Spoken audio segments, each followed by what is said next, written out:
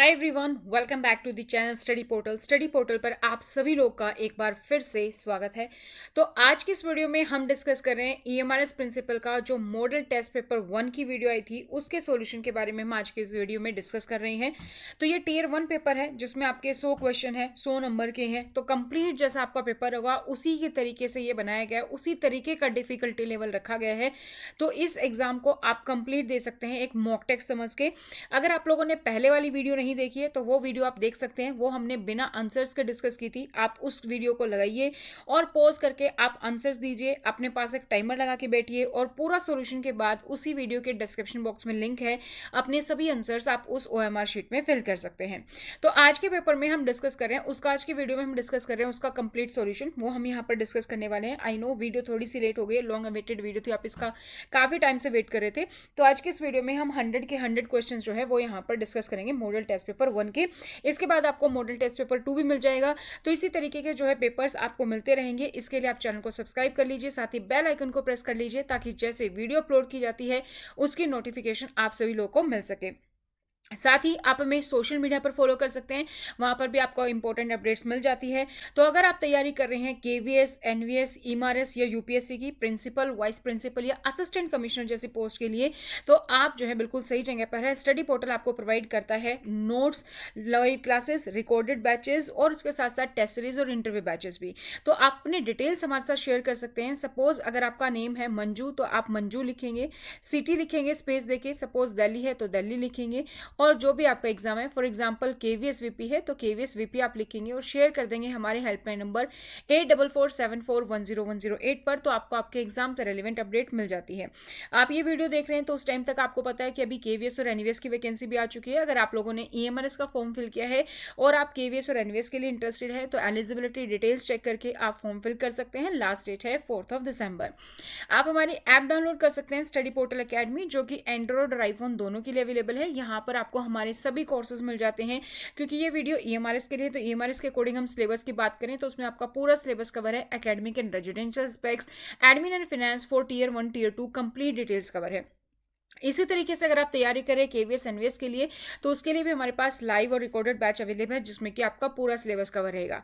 इसके साथ आपको ऑनलाइन मॉक टेस्ट सीरीज मिल जाती हैं, हार्ड कॉपी नोट्स मिल जाते हैं अपडेटेड सिलेबस के साथ, और लाइव क्लास आप लेते हैं तो जो भी आपके डाउट्स है वो लाइव क्लासेस में आपके जो है सारे के सारे क्लियर हो जाते हैं।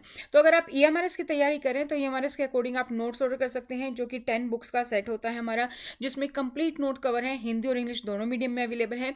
केवीएस का बुक आप ऑर्डर कर सकते हैं, ये आपका अप्रोक्सीमेट 13 to 14 जो बुक का वो सेट रहता है। एनवीएस के लिए अगर आप तैयारी कर रहे हैं तो उसके लिए नोट्स अवेलेबल हैं, यूपीएससी के लिए नोट्स अवेलेबल हैं, सभी नोट्स अवेलेबल हैं। और कोर्सेज के लिए मैंने आपको बता दिया, आप हमारी ऐप डाउनलोड करेंगे स्टडी पोर्टल एकेडमी तो वहां पर आपको सारी अपडेट्स मिल जाती हैं। अलग अलग बैचेस भी अवेलेबल हैं, tier 1 tier 2, online, live, recorded. तो जो भी आपका बैच है आप ऐप डाउनलोड करेंगे, स्टोर में जाएंगे और वहां पर जो भी आपका एग्जाम है वो आप जो है लिखेंगे और सर्च करके आपके पास कोर्सेज आ जाएंगे। हमारा नया लाइव बैच जो है वो स्टार्ट हो रहा है 24 नवंबर को, तो वो बैच भी आप यहाँ पर ज्वाइन कर सकते हैं 24 नवंबर से। इसके अलावा जो ये था इसमें हमने इंस्ट्रक्शन रखी थी कि भाई 2 घंटे का पेपर जो आपका होता है उसी तरीके से रखा गया है। नेगेटिव मार्किंग ईएमआरएस में है, टीयर 1 में 1/3 वही इसमें रखी गई थी। 100 क्वेश्चन 100 मार्क्स के, फॉर्मेट ऑफ एग्जाम जो है वो एमसीक्यू था, और ओएमआर का शीट जो है आपको लिंक डिस्क्रिप्शन बॉक्स में था, वहां से आप देख सकते हैं। अब इसका जो सॉल्यूशन हम डिस्कस कर रहे हैं, इसके बाद जो भी आपके पेपर थे उसकी रैंकिंग की भी वीडियो आपको मिल जाएगी सोशल मीडिया पर कि किसकी रैंकिंग किसके अकॉर्डिंग रही, आपने अगर पेपर दिया था तो आपकी रैंकिंग कहां पर है। तो ये जो पेपर है इसमें आपकी टीयर 1 में आपको पता है कि 10 जो क्वेश्चन है वो आपके आते हैं रीजनिंग एंड न्यूमेरिक एबिलिटी से 10 नंबर के, जनरल अवेयरनेस के आपके 10 क्वेश्चन 10 नंबर के रहते हैं, एकेडमिक एंड रेजिडेंशियल एस्पेक्ट्स और एडमिन एंड फाइनेंस ये दो जो है आपका 60% होते हैं, 30 क्वेश्चन 30 नंबर के, दोनों ही सेक्शन से हैं। उसके बाद लैंग्वेज कॉम्पिटेंसी, इंग्लिश के 10 क्वेश्चन, हिंदी के 10 क्वेश्चन, यानी कि 20 क्वेश्चन 20 नंबर के। तो ये टोटल आपका जो पेपर है वो यहाँ पर आपका रहता है, जिसमें कि आपका पूरा का पूरा सिलेबस जो है 100 मार्क्स का 100 क्वेश्चन का आपका हो जाता है। तो सबसे पहले हमारा था reasoning and numeric ability, 10 question 10 number के। तो सबसे पहला क्वेश्चन है find the missing term in the following letter. आपको जो ये जो लेटर सीरीज दी गई है, इस सीरीज में आपको जो लुप्त पद है वो आपको ज्ञात करना है। तो हिंदी और इंग्लिश दोनों मीडियम में हमने ये पेपर बनाया था ताकि बाइलिंगुअल जैसा आपका ऑफिशियल पेपर होता है उसी तरीके की आपको फील मिले। तो चलिए देख लेते हैं कि क्या है। अगर आप यहाँ पर ध्यान से देखें तो ये है एस, एस के बाद आता है टी, टी के बाद आता है यू, ठीक है। इसी तरीके से जी एच आई, KLM, ठीक है। ये तो हमारा कि इस तरीके से हमारी जो सीरीज है वो करेक्ट हो गई। अब यहाँ पर आप देखेंगे GHI, यहाँ पर J स्किप करके KLM, N स्किप कर दे हम तो O P और Q, और R स्किप कर दे तो STU, यानी कि सीरीज हमारी बन पा रही है। QPO जो है वो यहाँ पर हमें चाहिए, और QPO हमारा कहाँ है, हमारा है ऑप्शन नंबर 4 में। तो यहाँ पर हमारा ऑप्शन नंबर जो 4 है वो करेक्ट हो जाता है। ये हर किसी का ऑप्शन जो है करेक्ट था, जो मैंने आंसर चेक किए थे। सेकेंड जो क्वेश्चन है, आई डोंट नो कि क्यों इसमें जो है मिस्टेक्स थी, इसमें काफ़ी लोगों ने ये आंसर जो है गलत किया था। बहुत ही ईजी क्वेश्चंस होते हैं, डिक्शनरी से आपको कई बार आपकी रीजनिंग में क्वेश्चन देखने को मिलते हैं। इसका एक सिंपल सा तरीका आपको अपनाना है और आप आंसर जो है सही कर सकते हैं। तो सेकंड क्वेश्चन है, arrange the given word in the sequence in which they occur in the dictionary. तो डिक्शनरी में कैसे आएंगे उसके अकॉर्डिंग आपको बताना है। सबसे पहले हम देखते हैं डिक्शनरी में कि कौन सा वर्ड सबसे पहले आता है। सबसे पहले अगर हम देखें तो सारे के सारे वर्ड जो है हमारे पास के हैं, यानी कि सभी के की सीरीज में आएंगे। फिर उसके बाद देखते हैं हम सेकंड वर्ड। सेकंड आप देखेंगे अगेन ई है, सब में ई है, तो यहाँ पर यानी कि सब सीरीज में। देन हम थर्ड वर्ड पे जाएंगे। थर्ड वर्ड एक है हमारा एन, एक है हमारा आर, और एक है हमारा टी, और ये 3 वर्ड्स हैं RRTTNN। तो इसमें से अब हम देखेंगे कि सबसे पहला जो है वो कौन सा आता है। तो सबसे पहले आपको पता है कि भाई एन आता है ROT से पहले, तो यानी कि सबसे पहला हमारा वर्ड आएगा ये वाला। सेकंड क्या आता है, आर के बाद हमारा, आर के बाद हम जो है एन, एन के बाद हमारा क्या आता है, आर आता है। तो आर में अब हम देखेंगे कि भाई आर है, आर सेम है। देन हम उससे अगला नेक्स्ट वर्ड देखेंगे, आर के बाद यहाँ पर ए है और यहाँ पर एन है, तो एन से पहले क्या आता है, ए आता है, यानी कि सेकंड नंबर पे ये आएगा। तो फर्स्ट पे ए है, फिर सेकंड पे सेकंड वाला है, थर्ड पे थर्ड वाला है। अब हम आते हैं नेक्स्ट पे। नेक्स्ट हमारा यहाँ पर क्या है, टी है। तो टी में आप देखोगे कि भाई के में टी है, यहाँ पर भी टी था। उसके बाद सेकंड टी है और यहाँ पर क्या हमारा, यहाँ पर ओ है। तो अब आपको देखना है कि कौन सा पहले आता है। तो OPQRST, ओ पहले आता है, राइट। तो ओ हमारा पहले आता है, तो ये वाला वर्ड हमारे पास पहले आएगा 5 और उसके बाद आएगा 4। तो जिसका भी ये आंसर गलत था तो प्लीज ध्यान से देखें। अगर आपको हो सकता है कि ये आंसर सीरीज आते हो आपका क्वेश्चन, या जिसको नहीं आता था वो कंसेप्ट समझ में आ गया होगा, और जिसने गलत कर दिया था वो जरूर से जाके चेक करें। तो आपका जो आंसर है वो 1 2 3 5 4 ये वाला आपका आंसर बनेगा। नेक्स्ट है हमारा third, out of the given options there are the similar in certain manner, however one option is not like the 3। तो जो नीचे ऑप्शन दिए गए हैं वो 3 जो है सेम है, उसमें से आपको वो चूज करना है जो कि बाकी सबसे अलग है, वो आपको यहाँ पर बताना है। तो यहाँ पर हम देख लेते हैं कि किस तरीके से जो है सीरीज बनी हुई है। PO यहाँ पर है, तो यहाँ पर उसका OP आ गया है, जो हमें देखने से पता चल रहा है। CE जो है उसका EC हो गया, तो लास्ट के 2 डिजिट भी आपस में क्रॉस हो गए हैं। इसी तरीके से LI का IL हो गया, तो जो 2 डिजिट है वो क्रॉस हो गया है। जैसे इस तरीके से यहाँ पर C हो गया, यहाँ पर S हो गया, इसको ऐसे कर देंगे तो ये O हो गया, ये H हो गया, इसको फिर इस तरीके से क्रॉस कर देंगे, L हो गया, O हो गया। तो यही यहाँ पर मेंशन है, यानी कि ये भी सही है, ये भी सही है। यहाँ पर देखते हैं, यहाँ पर हमारा OF है तो FO हो जाना चाहिए, FO है। FI है तो IF हो जाना चाहिए, IF है। CE है हमारा क्या हो जाना चाहिए था, EC हो जाना चाहिए था, राइट, EC होना चाहिए यहाँ पर। तो ये हमारा इस सीरीज को फॉलो करेगा। अभी सेकंड वाला ऑप्शन देखिए, तो FA है, AF हो गया, करेक्ट है। MI का IM होना चाहिए, IM है। LI का YL होना चाहिए, YL है। यानी कि ये तीनों तो हमारे सही हैं। जो सीरीज गलत कर रहा है वो ये वाला है, इसमें होना चाहिए था FOIFEC, तो ये वाला हमारा गलत है। तो राइट ऑप्शन हमारा कौन सा है, ऑप्शन नंबर जो 3 है वो हमारे यहाँ पर करेक्ट हो जाता है। Question number 4, out of the given options 3 are the similar in a certain manner, however one option is not like the 3। तो जो भी नीचे दिए गए ऑप्शंस है उसमें से अगेन जो है सिमिलर है, एक ऑप्शन जो है अलग है, वो आपको बताना है कौन सा ऑप्शन है जो यहाँ पर जो है अलग है यहाँ पर। तो यहाँ पर हम देखें अगर ध्यान से तो हमें क्या दिखाई दे रहा है, यहाँ पर दिख रहा है कि बिल्कुल अपोजिट है। अगर आप A को Z लिखेंगे, B को Y लिखेंगे, C को X लिखेंगे, इस तरीके से। अब इसकी कुछ शॉर्ट ट्रिक्स होती है जो मैं अपनाती हूँ, आप चाहें तो उसी तरीके से आप यूज कर सकते हैं। मैं जो यूज करती हूँ जैसे GT रोड, तो G और T जो है अपोजिट होते हैं। लव आप जो पढ़ेंगे तो O का L होता है, E का V होता है, ठीक है। उफ UF करके आप बना सकते हैं। तो इस तरीके से आप जो है यहाँ पर बना सकते हैं। PK, ठीक है, PK मूवी से आप याद रख सकते हैं कि भाई PK होता है। इंडियन रेलवे IR होता है, ठीक है। इस तरीके से जो है आप यहाँ पर याद रख सकते हैं। तो ये जो है मैंने बनाया हुआ है, जैसे हाई स्कूल होता है एचएस के जरिए आप याद रख सकते हैं, ठीक है। ईवी इलेक्ट्रॉनिक जो गाड़ी होती है ईवी से इस तरीके से आप याद रख सकते हैं, तो वो आप याद रख सकते हैं। जो भी अगर आपके पास अपना कोई तरीका है उससे भी आप याद रख सकते हैं। तो यहाँ पर हम देखेंगे तो बी को वाई आता है, तो बिल्कुल करेक्ट है। और डी जो है हमारा डब्ल्यू में लिखा जाता है, ये भी करेक्ट है हमारा। और उफ मैंने आपको बताया कि शॉर्ट ट्रिक्स यूएफ, तो वो भी हमारा करेक्ट है। सेकंड पे हम चलते हैं, तो पीके मूवी से हम पी का क्या आता है, आईआर इंडियन रेलवे इस तरीके से आता है, जीटी रोड इस तरीके से आता है। या तो आप सीरीज लिख ले भाई, पूरी की पूरी आप लिखेंगे इस तरीके से एबीसी और अपोजिट में, वो भी आप करके लिख सकते हैं। अदरवाइज आपको ये शॉर्ट ट्रिक्स याद है तो इससे भी आप कर सकते हैं, इससे आपका थोड़ा सा टाइम बच जाएगा। जी का यू होता है, ठीक है। नहीं, जी का यहाँ पर हमारा गलत है, यू का तो हमारे पास एफ होता है, तो यहाँ पर आना चाहिए एफ। तो ये वाला थर्ड हमारा जो है गलत हो जाता है। फोर्थ को अगर हम देखें तो बिल्कुल H S high school EV है हमारे पास और बी वाई है, तो ये करेक्ट है। ये तीनों तो हमारे करेक्ट है। जो अलग है वो हमारा कौन सा, ऑप्शन 3 है। तो थर्ड ऑप्शन हमारा यहाँ पर करेक्ट है, वो यहाँ पर हमारा ऑप्शन जो है उसके अकॉर्डिंग करेक्ट है। नेक्स्ट क्वेश्चन है हमारा question number 5, select the pair that is related on the same basis to the pair given in the question. तो जिस तरीके से पेयर में दिया गया उसी के बेसिस पर कौन सा ऑप्शन आपको करेक्ट लग रहा है वो आपको बताना है। तो अटैक डिफेंड, अटैक करना किसी पर और डिफेंड करना खुद को जो है बचाना, सामने से अटैक होना, तो दोनों अपोजिट है अटैक और डिफेंड। यहाँ पर जो है हमारा बिल्कुल एंटोनिम्स है, दोनों अपोजिट वर्ड है। हमें इसी तरीके का ऑप्शन देखना होगा जो कि दोनों आपस में अपोजिट है। तो love care kind of similar है, आप प्यार करते किसी से, किसी की केयर करते हैं। अट्रैक्टिव है, अपीलिंग है, ये भी हमारे सिमिलर वर्ड्स हैं। हेल्प करना, असिस्ट करना सिमिलर वर्ड्स हैं। ह्यूमेन और क्रूरल, इंसानियत और क्रूरता, ये हमारे जो है अपोजिट वर्ड है। तो राइट ऑप्शन हमारा यहाँ पर हो जाता है सेकंड। नेक्स्ट है हमारे पास 6 जो क्वेश्चन है, select the option that is related to third term on the same basis as the second term is related to first. तो जैसे हमारी जो है सेकंड टर्म फर्स्ट से रिलेटेड है, उसी तरीके से आपको बताने की जो हमारी थर्ड टर्म है वो किससे रिलेट करेगी, उसके अकॉर्डिंग आपको निकालना है। तो यहाँ पर हम देखते हैं कि किस तरीके से हमारे पास जो है यहाँ पर ऑप्शन दिया गया है। तो यहाँ पर आप देखेंगे कि जो है बी है, बी को जो है सी स्किप करके डी है, के का हमारा के है, और पी जो है वो क्यू को स्किप करके आर है। अगर ये सीरीज हम बनाने की एक बार कोशिश करते हैं इसके अकॉर्डिंग होता है, तो पी जो है हमारा क्यू स्किप करके आर है, तो जेड जो हमारा ए स्किप करके हमारे पास क्या आ जाएगा, बी आ जाएगा। के था बीच में, वो एज इट इज है, तो यहाँ पर भी आई है, वो हम एज इट इज लिख देंगे। यहाँ पर क्या था, बी सी छोड़ के डी था, यानी कि अपोजिट में हम चल रहे हैं, तो यहाँ पर भी हमारा क्या है, एस है।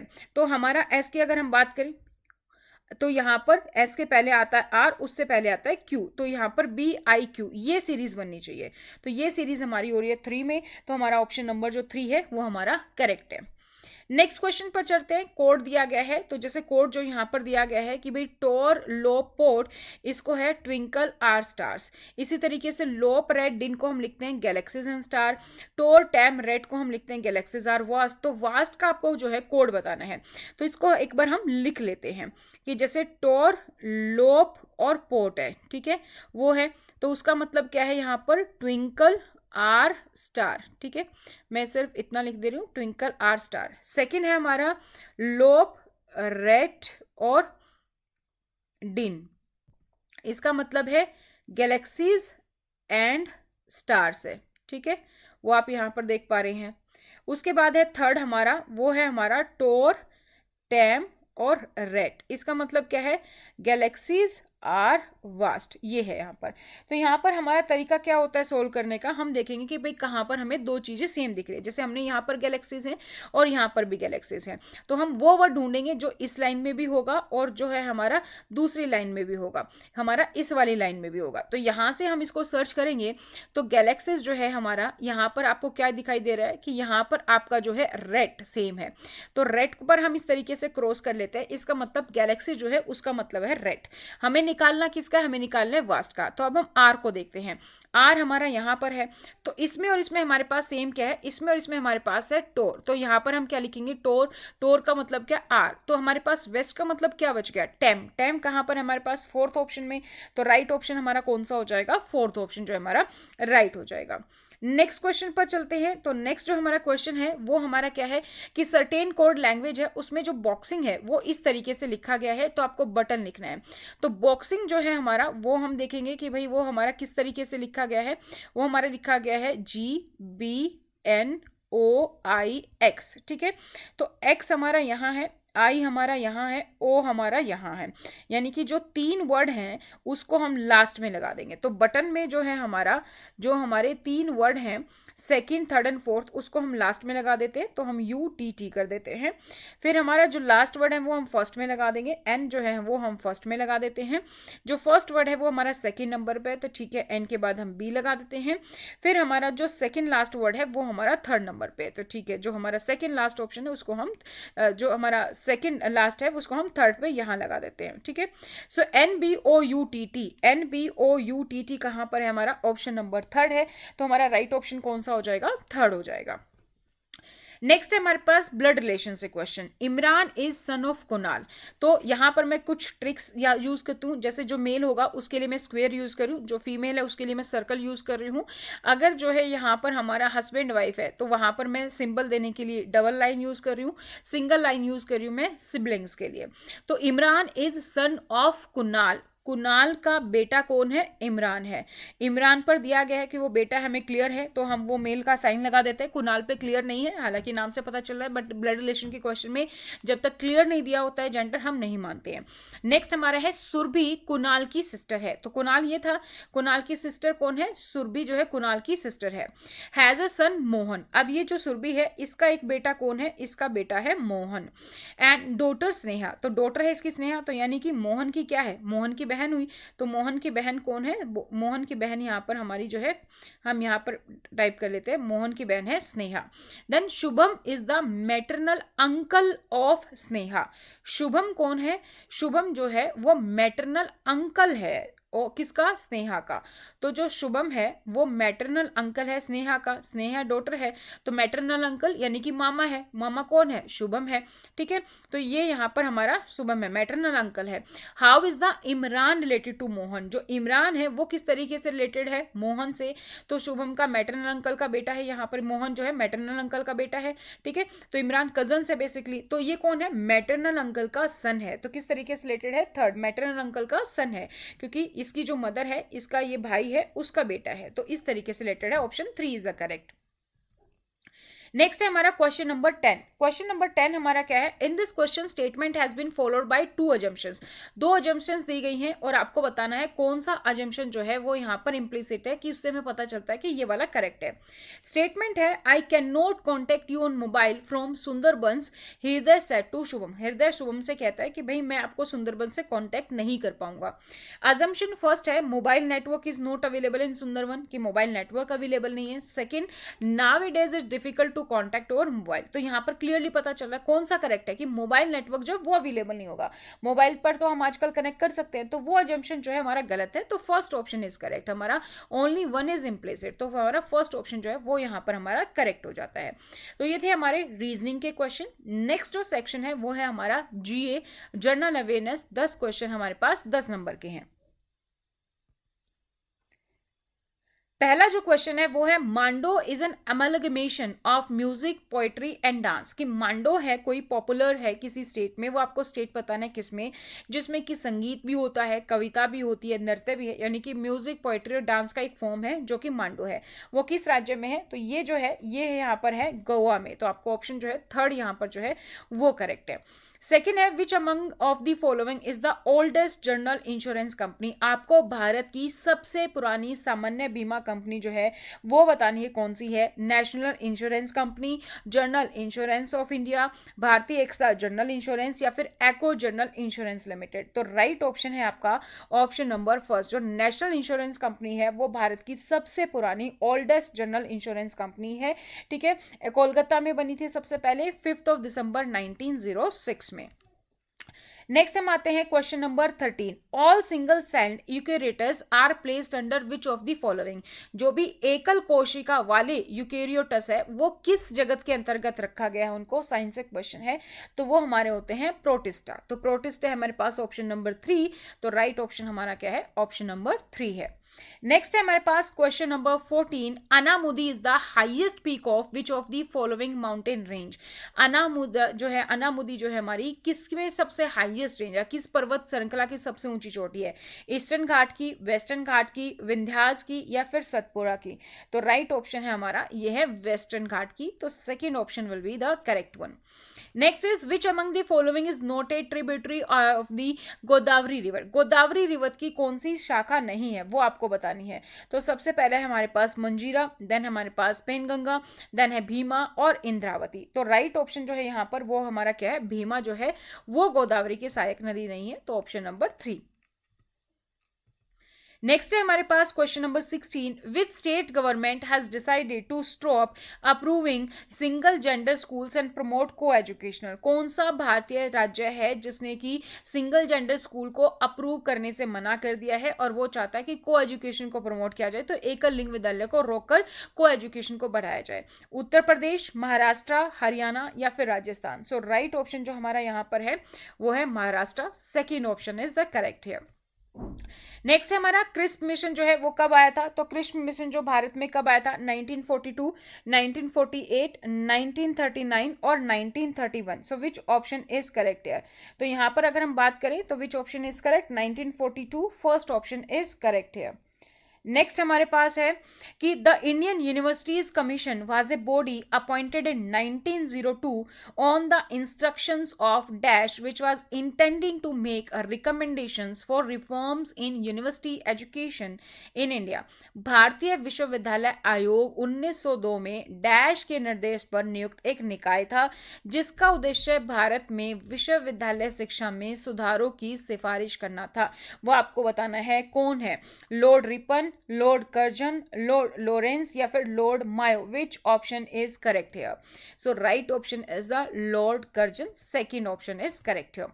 Next is which state passed a bill to mainstream madrasas under the state board. किस राज्य ने मदरसों को भी राज्य शिक्षा बोर्ड के अंतर्गत लाने के लिए बिल पारित किया है। उत्तर प्रदेश, मध्य प्रदेश, उत्तराखंड या असम। सो ये स्टेट है उत्तराखंड। सो ऑप्शन जो सी है वो यहां पर हमारा करेक्ट है। Last question of GA, which ministry launch AI for all teachers program in 2025। ये आप सभी को पता होना चाहिए कि AI फॉर ऑल टीचर्स कार्यक्रम किस मंत्रालय ने शुरू किया है। Ministry of skill development, ministry of education, ministry of IT या फिर नीति आयोग। किसने शुरू किया है ये हमारा जो प्रोग्राम है वो है मिनिस्ट्री ऑफ एजुकेशन का। तो सेकेंड ऑप्शन जो है हमारा यहाँ पर करेक्ट है। तो अगर आप तैयारी कर रहे हैं KVS, NVS, EMRS या UPSC की प्रिंसिपल, वाइस प्रिंसिपल या असिस्टेंट कमिश्नर जैसी पोस्ट के लिए, तो आप जो है बिल्कुल सही जगह पर है। स्टडी पोर्टल आपको प्रोवाइड करता है notes, live classes, recorded batches और उसके साथ साथ टेस्ट सीरीज और इंटरव्यू बैचेस भी। तो आप अपने डिटेल्स हमारे साथ शेयर कर सकते हैं। सपोज अगर आपका नेम है मंजू तो आप मंजू लिखेंगे, सिटी लिखेंगे स्पेस देके, सपोज दिल्ली है तो दिल्ली लिखेंगे, और जो भी आपका एग्जाम है, फॉर एग्जाम्पल KVS VP है तो KVS VP आप लिखेंगे और शेयर कर देंगे हमारे हेल्पलाइन नंबर 8447410108 पर। तो आपको आपके एग्जाम से रेलिवेंट अपडेट मिल जाती है। आप ये वीडियो देख रहे हैं तो उस टाइम तक आपको पता है कि अभी KVS और NVS की वैकेंसी भी आ चुकी है। अगर आप लोगों ने EMRS का फॉर्म फिल किया है और आप KVS और NVS के लिए इंटरेस्टेड है तो एलिजिबिलिटी डिटेल्स चेक करके आप फॉर्म फिल कर सकते हैं। लास्ट डेट है 4 दिसंबर। आप हमारी ऐप डाउनलोड कर सकते हैं स्टडी पोर्टल अकेडमी, जो कि एंड्रॉइड और आईफोन दोनों के लिए अवेलेबल है। यहाँ पर आपको हमारे सभी कोर्सेज मिल जाते हैं। क्योंकि ये वीडियो EMRS के लिए, तो EMRS के अकॉर्डिंग हम सिलेबस की बात करें तो उसमें आपका पूरा सिलेबस कवर है। Academic and residential aspects, admin and finance for Tier 1 Tier 2 complete details cover है। इसी तरीके से अगर आप तैयारी करें KVS NVS के लिए तो उसके लिए भी हमारे पास लाइव और रिकॉर्डेड बैच अवेलेबल है जिसमें कि आपका पूरा सिलेबस कवर रहेगा। इसके साथ आपको ऑनलाइन मॉक टेस्ट सीरीज मिल जाती हैं, हार्ड कॉपी नोट्स मिल जाते हैं अपडेटेड सिलेबस के साथ, और लाइव क्लास आप लेते हैं तो जो भी आपके डाउट्स है वो लाइव क्लासेस में आपके जो है सारे के सारे क्लियर हो जाते हैं। तो अगर आप EMRS की तैयारी करें तो EMRS के अकॉर्डिंग आप नोट्स ऑर्डर कर सकते हैं, जो कि 10 बुक्स का सेट होता है हमारा, जिसमें कंप्लीट नोट कवर है, हिंदी और इंग्लिश दोनों मीडियम में अवेलेबल है। KVS का बुक आप ऑर्डर कर सकते हैं, ये आपका अप्रोक्सीमेट 13 to 14 जो बुक का वो सेट रहता है। NVS के लिए अगर आप तैयारी कर रहे हैं तो उसके लिए नोट्स अवेलेबल हैं, UPSC के लिए नोट्स अवेलेबल हैं, सभी नोट्स अवेलेबल हैं। और कोर्सेज के लिए मैं आपको बता दिया, आप हमारी ऐप डाउनलोड करेंगे स्टडी पोर्टल अकेडमी तो वहां पर आपको सारी अपडेट्स मिल जाती हैं। नेक्स्ट हमारा जो सेक्शन है वो है एकेडमिक एंड रेजिडेंशियल एस्पेक्ट, जहां से आपके 30 क्वेश्चन आते हैं 30 मार्क्स के। Next question is question number 21st। तो क्वेश्चन नंबर 21st क्या है, विच of the following is not the characteristics of A socially emotionally mature person. जो सामाजिक और भावनात्मक रूप से परिपक्व व्यक्ति होता है उसकी विशेषताएं आपको बतानी है। तो फर्स्ट ऑप्शन है, he is capable of exercising control in the face of emotional stress, कि वह भावनात्मक तनाव के समय खुद पर कंट्रोल रख पाता है। सेकेंड है, he makes conformity to social expectation his primary goal, वह सामाजिक उम्मीदों के हिसाब से चलना अपना मुख्य लक्ष्य मानता है या बनाता है।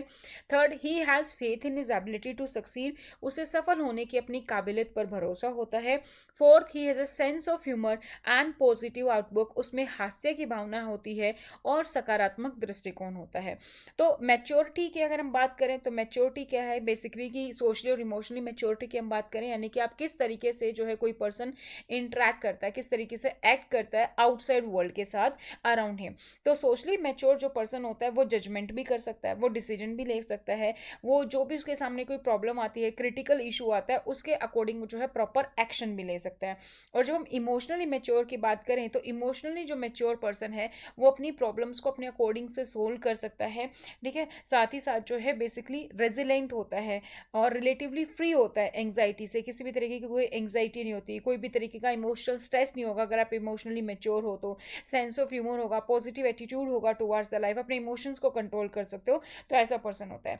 तो इस socially and emotionally mature person does not make conformity to the social expectation his primary goal, rather these person take into account their positive influence over the other person. तो हमारा जो सेकंड है वो ऑप्शन हमारा यहाँ पर correct है।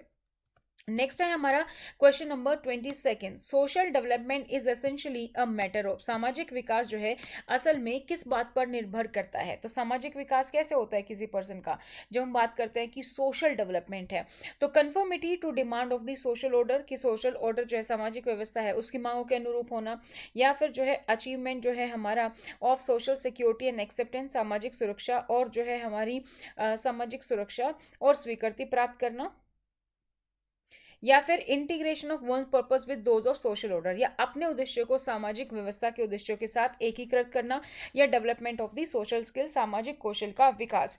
तो सोशल डेवलपमेंट बेसिकली कि ओवरऑल ट्रांसफॉर्मेशन किसी पर्सन का क्या है, किस तरीके से वो औरों के साथ डील करता है, इंडिविजुअल सोसाइटी के साथ, यानी कि वहाँ पर उसका moral development, social physical materialistic जो वेलबिंग है वो यहाँ पर होनी चाहिए। तो सोशल डेवलपमेंट एक ऐसी डेवलपमेंट है जो कि ना कि इकोनॉमिक ग्रोथ है, बल्कि आपकी जो ओवरऑल बेनिफिट्स करती है इक्वलिटी में, एनवायरमेंट में आप किस तरीके से जो है कंट्रीब्यूट कर पा रहे हो, रीजनरेट करते हो आप, ना कि डिस्ट्रॉय करते हो, एम्पावरमेंट करते हो। तो it is a development that gives priority to the poor, enlarging their choices, opportunities, वो हमारा सोशल डेवलपमेंट है।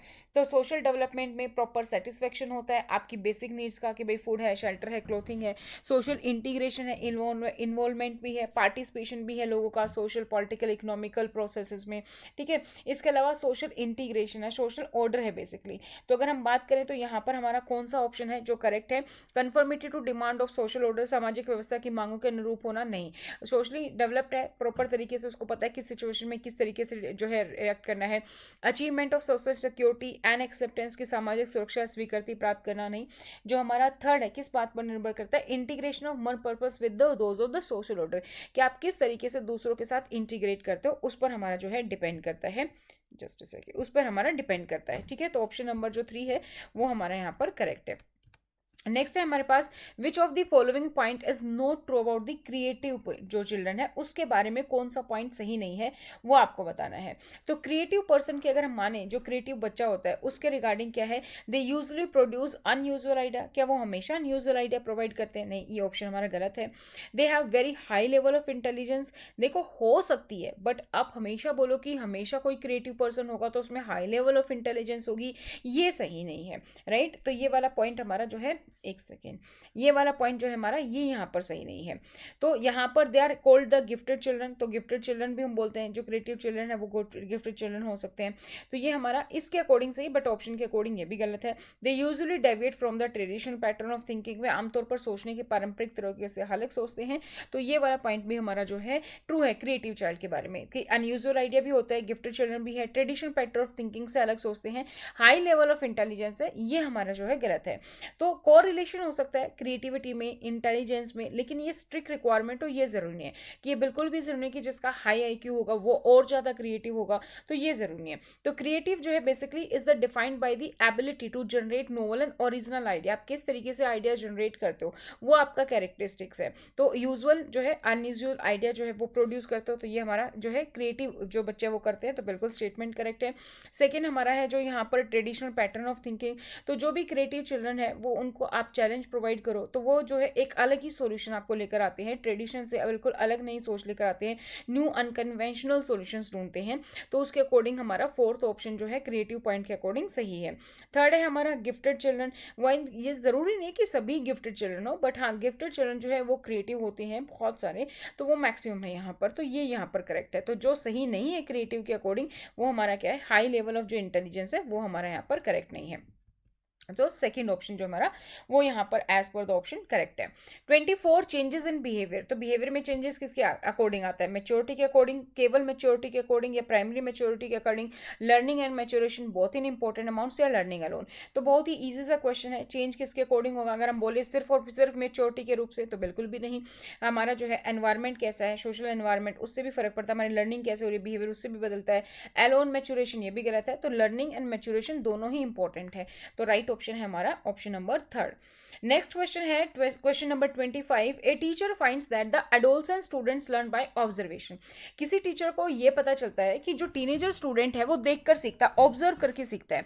तो to promote such learning approach among them the teacher should focus on. तो अगर यहाँ पर जो है टीचर को यहाँ पर सीखने के तरीके को बढ़ावा देना है तो किस बात पर जो है उसको ध्यान रखना चाहिए वो आपको यहाँ पर बताना है।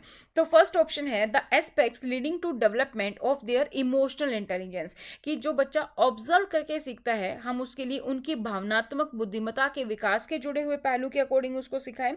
तो अगर हम बात करें कि aspect leading to development of their emotional intelligence, तो इमोशनल इंटेलिजेंस जो है हमारा इंपॉर्टेंट है ओवरऑल डेवलपमेंट के लिए। जब हम बात करते हैं हॉलिस्टिक डेवलपमेंट की तो ऑब्वियसली एक इंपॉर्टेंट फैक्टर है, लेकिन ये डायरेक्टली ऑब्जर्वेशनल लर्निंग को सपोर्ट नहीं करता है।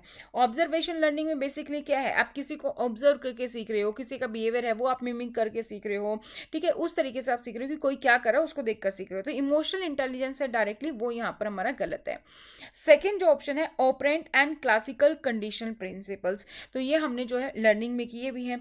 तो ऑपरेंट एंड क्लासिक कंडीशन की बात करें हम यहाँ पर, तो ये बेसिकली किसके अकॉर्डिंग है, ये बिहेवियरल के अकॉर्डिंग है। बिहेवियर की थ्योरी है लर्निंग में, बिहेवियरिस्टिक की थ्योरी है। तो बिहेवियर मॉडिफिकेशन होता है कि ये थ्योरी कहती है कि भाई री का यूज करो, और जो है हमारा स्टाइमुलस रिस्पॉन्ड का यूज करो, जो है पनिशमेंट का यूज करो, उसके थ्रू का आप कर सकते हो। तो ये भी हमारा डायरेक्टली ऑब्जर्वेशन लर्निंग से जो है रिलेटेड नहीं है, क्योंकि इसमें भी हम क्या करते हैं, दूसरों के एक्शन से सीखते हैं, हमें क्या रीइंफोर्समेंट मिल रही है उसके अकॉर्डिंग हम कोई काम करते हैं। नेक्स्ट है the task leading to the cognitive development, कि उसके संज्ञानात्मक विकास से जुड़े काम करें। बेसिकली ऑब्वियसली बच्चा किससे सीख रहा है, ऑब्जर्व करके सीख रहा है, तो ऑब्जर्व लर्निंग में वो अपना माइंड यूज कर रहा है, कॉग्निटिव डेवलपमेंट यूज कर रहा है, कि अदर्स के बिहेवियर से सीख रहा है, अदर्स के एक्शन से सीख रहा है। तो टीचर को वो सारी अपॉर्चुनिटीज प्रोवाइड करनी चाहिए जहां पर बच्चा एक्टिवली ऑब्जर्व कर सके, एनालिसिस कर सके, किसी के बिहेवियर को रेप्लिकेट कर सके। तो कॉग्निटिव डेवलपमेंट जो है वो यहाँ पर सबसे इंपॉर्टेंट है, कि ऐसे काम देना जो कि कहीं ना कहीं किससे जुड़े हों, कॉग्निटिव डेवलपमेंट से जुड़े हों। प्रोसेस इंफॉर्मेशन करना, अंडरस्टैंड करना कॉज एंड इफेक्ट के बारे में, किसी भी सिचुएशन को अप्लाई करना, तो वो सारी चीजें हमारी यहाँ पर स्टेटमेंट थर्ड करेक्ट है। फोर्थ हमारा deliberate and discussion on the moral development, तो मोरल डेवलपमेंट जो है वैल्यूएबल है obviously. Again the moral development overall development की बात करें तो नेसेसरी है, लेकिन अब डायरेक्टली इससे ऑब्जर्वेशन लर्निंग नहीं होगी। तो ऑब्जर्वेशन लर्निंग के लिए हमें क्या करना होगा, कॉग्निटिव डेवलपमेंट से जुड़े काम करने होंगे, ना तो वो इमोशनल इंटेलिजेंस से होगा, ना ऑपरेंट क्लासिकल कंडीशनिंग से होगा, ना मोरल डेवलपमेंट से। सो राइट ऑप्शन हमारा कौन सा हो जाता है, option number third. Next, we have the question number 26. To ensure the sound mental health of the adolescent students, a teacher should focus on their. अगर हम बात करते हैं किशोर छात्राओं के अच्छे मानसिक स्वास्थ्य को सुनिश्चित करने के लिए, तो एक शिक्षक को उस पर क्या ध्यान देना चाहिए कि उसकी जो माइंड हेल्थ है, जो मेंटल हेल्थ है, बेसिकली जो हम मेंटल वेलबींग की बात करते हैं वो अच्छी रहे। तो किस चीज़ पर ध्यान देना चाहिए, तो वो देगा सेल्फ एस्टीम पर, सेल्फ एफिशिएंसी, रेजिलेंसी या फिर एम्पैथी पर। तो टीचर को फोकस करना चाहिए किस चीज पर, रेजिलेंसी पर। ऑप्शन नंबर जो थर्ड है वो यहाँ पर हमारा करेक्ट है, रेजिलेंसी, ताकि जो बच्चे की मेंटल हेल्थ है एडोलसेंस की, वो यहाँ पर एक तरीके से इंश्योर कर सके कि अच्छी मेंटल हेल्थ है। Self esteem, self efficiency, empathy, ये सब इंपॉर्टेंट फैक्टर है। बट रेजिलेंसी क्या है, resiliency is the ability to cope with the stress, किस तरीके से वो स्ट्रेस से, एंग्जाइटी से, डिप्रेशन से किस तरीके से कॉप अप कर सकता है और ओवरऑल वेलबींग को कैसे इंप्रूव कर सकता है, that is resiliency. So is the bounce back from the challenges. कोई भी चैलेंजेस आता है, कोई भी प्रॉब्लम आती है, किसी की भी प्रॉब्लम को कैसे सोल्यूशन प्रोवाइड करेगा, कैसे स्ट्रेटेजी बनाएगा, किस तरीके से सेंस ऑफ होप बनाए रखेंगे, दैट इज द रेजिलेंसी, कि लचीलापन होना जरूरी है। सो ऑप्शन नंबर थर्ड हमारा यहाँ पर करेक्ट हो जाता है। Next we have the question number 27, among adolescence the identity versus role confusion. Adolescence में हमेशा होता है कि आइडेंटिटी वर्सेस रोल कंफ्यूजन होता है कि मैं क्या कर रहा हूँ, मैं कौन हूँ, मैं किस तरीके से क्या काम कर रहा हूँ, ठीक है। तो वो हमेशा एक क्राइसिस बना रहता है ना। तो आइडल जो है हमारा आइडेंटिटी वर्सेस रोल कंफ्यूजन, ये कौन सा क्राइसिस है, ये आपको ये बताना है कि जो है हमारा साइकोलॉजिकल है कि मनोवैज्ञानिक है, जो है हमारा फिजियोलॉजिकल है, शारीरिक है, मोरल है, नैतिक संकट है, या कॉग्निटिव है, संज्ञानात्मक है। तो अगर हम बात करें कॉग्निटिव की, तो कॉग्निटिव द प्रोसेस क्या है, आप कैसे सोचते हो, आपकी क्या थिंकिंग है, आप किसी चीज को कैसे समझते हो, वो है यहाँ पर। तो अगर कोई आइडेंटिटी वर्सेस रोल कंफ्यूजन है तो हमारा कॉग्निटिव डेवलपमेंट से रिलेटेड नहीं है, क्योंकि कॉग्निटिव डेवलपमेंट जो है हमारा बेसिकली हमें और क्लैरिटी प्रोवाइड करता है, इमोशनल सोशल डेवलपमेंट जो है हमारा, कॉग्निटिव डेवलपमेंट, ये सब चीजें। सेकेंड हमारा मोरल क्राइसिस। मोरल क्राइसिस की बात करें तो मोरल क्राइसिस में बेसिकली क्या, आपके एथिकल डिलेमा है, क्या सही है क्या गलत है, उसके बारे में है, ना कि आपकी आइडेंटिटी क्राइसिस को लेकर। थर्ड है हमारा जो है फिजियोलॉजिकल, शारीरिक। शारीरिक की हम बात करें तो यहाँ तो पबर्टी आ जाती है, मेंस्ट्रुएशंस आ जाती हैं, गर्ल्स की हम बात करें तो वो सब चीजें आ जाती हैं, यहाँ पर भी आइडेंटिटी जो क्राइसिस है वो नहीं है। Then what is the correct answer, जो है हमारा मनोवैज्ञानिक। आपकी मन में हमेशा चलता रहता है कि हम क्या सही है, जो एडोलसेंस पर्सन है कि आइडेंटिटी वर्सेस रोल कंफ्यूजन, ये सारी चीजें जो है एडोलसेंस में चलती है, तो that is the physiological crisis, जिसमें एडोलसेंस हमेशा जो है सेल्फ आइडेंटिटी ढूंढता रहता है, अपनी वैल्यू रोल जो है वो यहाँ पर ढूंढता रहता है, मैं क्या हूँ, मैं किस लिए हूँ, क्या जो है मेरी ड्यूटीज हैं, वो सब यहाँ पर ढूंढता रहता है। दैट इज द हमारा क्या है, साइकोलॉजिकल यानी कि मनोवैज्ञानिक संकट। Next we have the basically question number 28। Question number 28 है, which one of the following does not lead to learning. Learning किससे नहीं होती है, तो हमने काफी सारी जो है डेफिनेशंस की हैं क्लासेस में, ठीक है। तो ये क्या है हमारा, कंडीशनिंग की तो हमारी तो थ्योरी ही है लर्निंग की, है ना। तो ऑब्जर्वेशन जो है, ऑब्जर्वेशन से भी पर्सन सीखता है, उससे भी उसकी लर्निंग हो रही है। परसेप्शन, आप किसी के बारे में धारणा बना लेते हो, उससे लर्निंग नहीं हो रही। आप किसी से मिले, उसके बारे में आपने परसेप्शन बना लिया, ये बंदा ऐसा है, ऑनेस्ट है या नहीं है, या जो है क्रूअल है, ह्यूमन है, किस तरीके का, वो अपने एक धारणा बना ली, लेकिन उससे आपकी लर्निंग तो नहीं हुई। इनसाइट जो है उससे लर्निंग होती है। सो जिससे लर्निंग नहीं हो रही है, जो सीखने की ओर नहीं लेकर जाता है, वो हमारा राइट ऑप्शन कौन सा, ऑप्शन नंबर सेकेंड है। परसेप्शन जो है, हम किसी से इंफॉर्मेशन किसी की ले सकते हैं, किसी के बारे में अपनी सोच बना सकते हैं, that is a perception, but हम उससे लर्निंग नहीं कर सकते हैं। इनसाइट जो है उससे लर्निंग होगी, ऑब्जर्वेशन से लर्निंग होगी, कंडीशनिंग से लर्निंग होगी। सो राइट ऑप्शन हमारा ऑप्शन नंबर सेकंड है। नेक्स्ट है हमारे पास क्वेश्चन नंबर 29, बिहेवियरिज्म रिजेक्ट्स। व्यवहारवाद किसे अस्वीकार करता है, एक्सपीरियंस को, एक्सपोजर को, मेंटल ऑपरेशन को, या फिर एनवायरमेंट को। तो बिहेवियरिस्टिक क्या है कि बिहेवियर को ऑब्जर्व करो, उससे आप सीख सकते हो। तो ऑब्जर्वेशन तो यहां पर है कि हम ऑब्जर्वेशन जो बिहेवियर है उसके अकॉर्डिंग सीखते हैं। किसको रिजेक्ट करता है, मेंटल ऑपरेशंस को रिजेक्ट करता है, आपकी थॉट क्या, आपका इंटरनल मेंटल प्रोसेस क्या, उसको जो है कहीं ना कहीं रिजेक्ट करता है। तो बिहेवियरिज्म को हम क्या कर सकते हैं, देखो आप किसी का बिहेवियर है, आप उसको एक्सपीरियंस कर सकते हो, उसको आप देख सकते हो कि किस तरीके का बिहेवियर है, क्या है, उसको आप एक्सपीरियंस कर सकते हो, ठीक है, जो भी चेंजेस हो रहे हैं। एक्सपोजर जो है वो यहाँ पर मिलता है, एनवायरमेंट से भी बिहेवियर में चेंज हो सकता है, लेकिन किसे अस्वीकार करता है, मेंटल ऑपरेशन नहीं होगा। तो mental operation, thought, internal process जो है ये आप किसी का डायरेक्टली ऑब्जर्व नहीं कर सकते, मेजर नहीं कर सकते। तो बिहेवियरिज्म जो है हमारा कौन से को रिजेक्ट करता है, mental operation, option number third. Next है हमारे पास question number 30, according to Bandura all of the following form of reinforcement can encourage observation learning except. कौन सा रीइंफोर्समेंट है जो कि लर्निंग को यहाँ पर एनकरेज करता है, ऑब्जर्वेशन को, ठीक है, ऑब्जर्वेशन को जो है यहाँ पर क्या करता है, बढ़ावा देता है। तो बंडूरा के अनुसार ऑब्जर्वेशनल लर्निंग को बढ़ावा देने के लिए नीचे दिए गए सभी तरीके के रीइंफोर्समेंट काम आते हैं, सिवाय किसके, किसके सिवाय नहीं होगा वो आपको बताना है। फर्स्ट अगर हम बात करें self reinforcement, reinforcement. Self reinforcement क्या है कि पर्सन कोई भी काम कर रहा है और खुद को रिवॉर्ड दे रहा है कि भाई मैंने जो है इस वीक में ये काम करूंगा तो मैं अपने लिए ये चीज़ खरीदूंगा, या इस महीने जो है मैं पूरा डिसिप्लिन में मेंटेन रहा तो मैं अपने लिए ये करूंगा। तो आप सेल्फ रीइंफोर्समेंट दे रहे हो, तो जहां पर लर्नर खुद को रिवॉर्ड देता है कि मैंने ये अचीव कर लिया, तो हम खुद को दे रहे हैं। तो वहां पर ऑब्जर्वेशन लर्निंग को एनकरेज नहीं हो रही, हम खुद के लिए कोई काम कर रहे हैं। सेकेंड हमारा डायरेक्ट रीइंफोर्समेंट। डायरेक्ट एनफोर्समेंट जहां पर कोई भी पर्सन कोई काम कर रहा है और उसको उसके बदले रिवॉर्ड मिल जा रहा है, जैसे टेस्ट में बहुत अच्छे नंबर आए, टीचर ने उसको स्टार दे दिया या चॉकलेट दे दी, वो हो गया। Next is the vicarious reinforcement. Vicarious reinforcement क्या होती है? जब आप किसी दूसरे को देख के सीखते हो। आपने देखा ये काम करूंगा पनिशमेंट मिलेगी तो आप वो काम नहीं कर रहे, या आपने देखा ये काम करने से रिवॉर्ड मिलता है तो आप वो काम कर रहे हो, तो vicarious reinforcement. And the fourth one is the positive reinforcement. तो पॉजिटिव रीइंफोर्समेंट बेसिकली क्या है? पॉजिटिव रीइंफोर्समेंट में आप पर्टिकुलरली ऑब्जर्वेशन लर्निंग नहीं कर रहे हो, ऑब्जर्वेशन लर्निंग यहाँ पर नहीं हो रही है। ये कंसेप्ट है बिहेवियरिज्म में, जो है स्किनर ने दिया था ये कंसेप्ट जो है हमारा, और जो है बंडूरा जो की थ्योरी है उसमें भी हमने पढ़ा है कि बेसिकली क्या है, it is not specific to the observational learning, कि जो है डायरेक्टली आपको रिवॉर्ड नहीं मिल रहा। ऑब्जर्वेशन लर्निंग आपकी कब है, किस केस में? जहां पर आपको सेल्फ इन्फॉर्मेशन वहां पर भी आप दे रहे हो, डायरेक्ट रीइंफोर्समेंट वहां पर भी आपको इन्फोर्समेंट मिल रहा है, विकैरियस आप किसी चीज से कोई चीजें देखकर सीख रहे हो। तो जो पॉजिटिव हमारा रीइंफोर्समेंट है कि पॉजिटिव चीज़ मिलेगी, कुछ ना कुछ चीज़ें मिलेगी यहाँ पर, तो हम किसी भी पर्सन को डायरेक्टली अगर कोई रिवॉर्ड दे रहे हैं उसको हम स्टैंडर्न कर सकते हैं उसके बिहेवियर को, वो उस चीज़ को दोबारा दोबारा करेगा। बट ऑब्जर्वेशन लर्निंग को हम यहाँ पर बढ़ावा नहीं दे रहे हैं उसके according.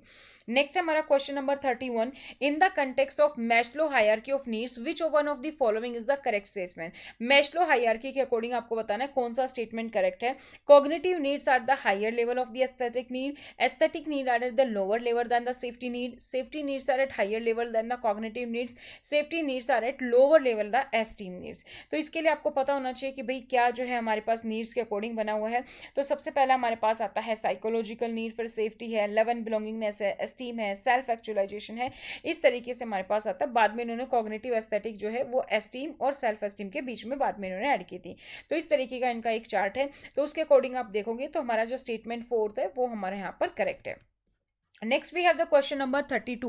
Dash refers to ability of a person to do certain thing at a given time. इसका मतलब है कि किसी व्यक्ति की खास समय पर कोई काम करने की क्षमता। तो खाली जगह को सही ऑप्शन से आपको भरना है। First is the aptitude, second is the attitude, third the intelligence and fourth is the creativity. तो विच ऑप्शन इज करेक्ट? किसी भी पर्सन की एबिलिटी, किसी भी दिए गए समय पर कोई खास काम करने की क्षमता, उसको हम क्या कहते हैं? उसको हम कहते हैं aptitude. Option first is correct. So aptitude refers to ability of a capacity of a person to do certain task at a time. किसी भी पर्सन की ऐसी एबिलिटी जिसमें कि वो एक दिए गए पर्टिकुलर टाइम पर कोई काम कर सकता है, that is aptitude. Attitude basically कि कैसा आपका एटीट्यूड है, पॉजिटिव है, नेगेटिव है, आपके बिलीव्स कैसे हैं, आपके फीलिंग्स कैसे, आपका माइंडसेट कैसा है, जो पॉजिटिव नेगेटिव दोनों हो सकता है। Third is the intelligence. Intelligence एक ब्रॉड टर्म है मेंटल एबिलिटी की, जिसमें आप रीजनिंग कर सकते हो, प्रॉब्लम सॉल्विंग, अंडरस्टैंडिंग है आपकी, वो ओवरऑल मेंटल कैपेसिटी होगी, किसी भी काम करने की क्षमता। Next we have the creativity. Creativity refers to the ability कि आप किस तरीके से नए नए आइडिया ला सकते हैं, नई नई जो है आपके ओरिजिनल आइडिया, न्यू आइडिया कैसे जनरेट कर सकते हैं, तो वो यहाँ पर है। So right option is the aptitude, option number first is correct है।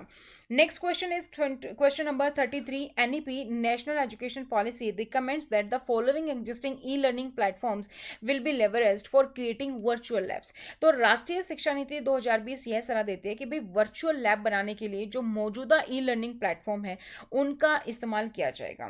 तो किसका इस्तेमाल किया जाएगा, किसके सिवा, बेसिकली किसके एक्सेप्ट, किसके लिए हम नहीं कर सकते? आप खुद से ये दिमाग लगाओ कि कहां पर है जिसको हम वर्चुअल लैब नहीं बना सकते। तो सबसे पहले अगर हम बात करें निष्ठा, तो निष्ठा हमें पता है निष्ठा किस लिए हम यूज करते हैं, for the teacher training use करते हैं, तो उसको तो हम वर्चुअल लैब नहीं बनाएंगे। हम स्टूडेंट के पर्पज के अकॉर्डिंग हम देखेंगे तो दीक्षा पे ऑलरेडी डिजिटल कंटेंट है, उसको बना सकते हैं। स्वयं पर भी है, उसको भी हम ऑनलाइन कोर्सेज हैं, उसको वर्चुअल लैब बना सकते हैं। स्वयं प्रभा जो उसको भी हम यूज कर सकते हैं, क्योंकि एजुकेशनल टीवी चैनल है, तो ये हम यहाँ पर यूज कर सकते हैं। बल्कि जब निष्ठा है एक टीचर ट्रेनिंग प्लेटफॉर्म है, एक वर्चुअल लैब या स्टूडेंट लर्निंग कंटेंट इस पे नहीं होता है। तो ऑप्शन फर्स्ट इज करेक्ट है। क्वेश्चन नंबर 34, परख इज एसोसिएटेड विद, परख किससे संबंधित है, परख किसके लिए बनाया गया है? तो परख हमने पढ़ा है एनईपी जब हम पढ़ते हैं तो परख के बारे में हमने पढ़ा है। परख हमारा क्या है, बेसिकली एनएसी है, नेशनल असेसमेंट सेंटर है, जो कि असेसमेंट पर्पज के लिए, इसकी फुल फॉर्म की अगर हम बात करें, performance assessment review and analysis of knowledge for holistic development. तो बेसिकली स्टेटमेंट जो है, ये जो भी स्टूडेंट की असेसमेंट होंगी उसके लिए गाइडलाइंस बनाएगा, कॉम्पिटेंसी बेस्ड असेसमेंट डेवलप करेगा, स्टूडेंट के बोर्ड्स जो भी स्कूल बोर्ड्स हैं, एग्जामिनेशन रिफॉर्म्स हैं उसको लेकर आएगा, हॉलिस्टिक डेवलपमेंट का कैसा रिपोर्ट कार्ड होना चाहिए ये सब बनाएगा, ये परख है। तो स्टूडेंट लर्निंग असेसमेंट की बच्चों की लर्निंग असेसमेंट है उसके रिगार्डिंग है, यस। तो जो असेसमेंट होगी वो कैसे होनी चाहिए, कैसे रिपोर्ट कार्ड बनेगी उसके रिगार्डिंग है। प्रोफेशनल ग्रोथ ऑफ टीचर्स, नहीं, टीचर्स के बारे में नहीं है। Holistic development of teacher, no, students के बारे में है। ऑनलाइन एग्जामिनेशन, नहीं। असेसमेंट के बारे में कि कैसे असेसमेंट होगी, कैसे उसका रिजल्ट आना चाहिए। So option first is correct है। Next is question number 35, according to NEP school quality assessment and accreditation framework, SQAAF, एक हमने स्टैंडर्ड पढ़ा था, फ्रेमवर्क पढ़ा था, कौन डेवलप करेगा इसको?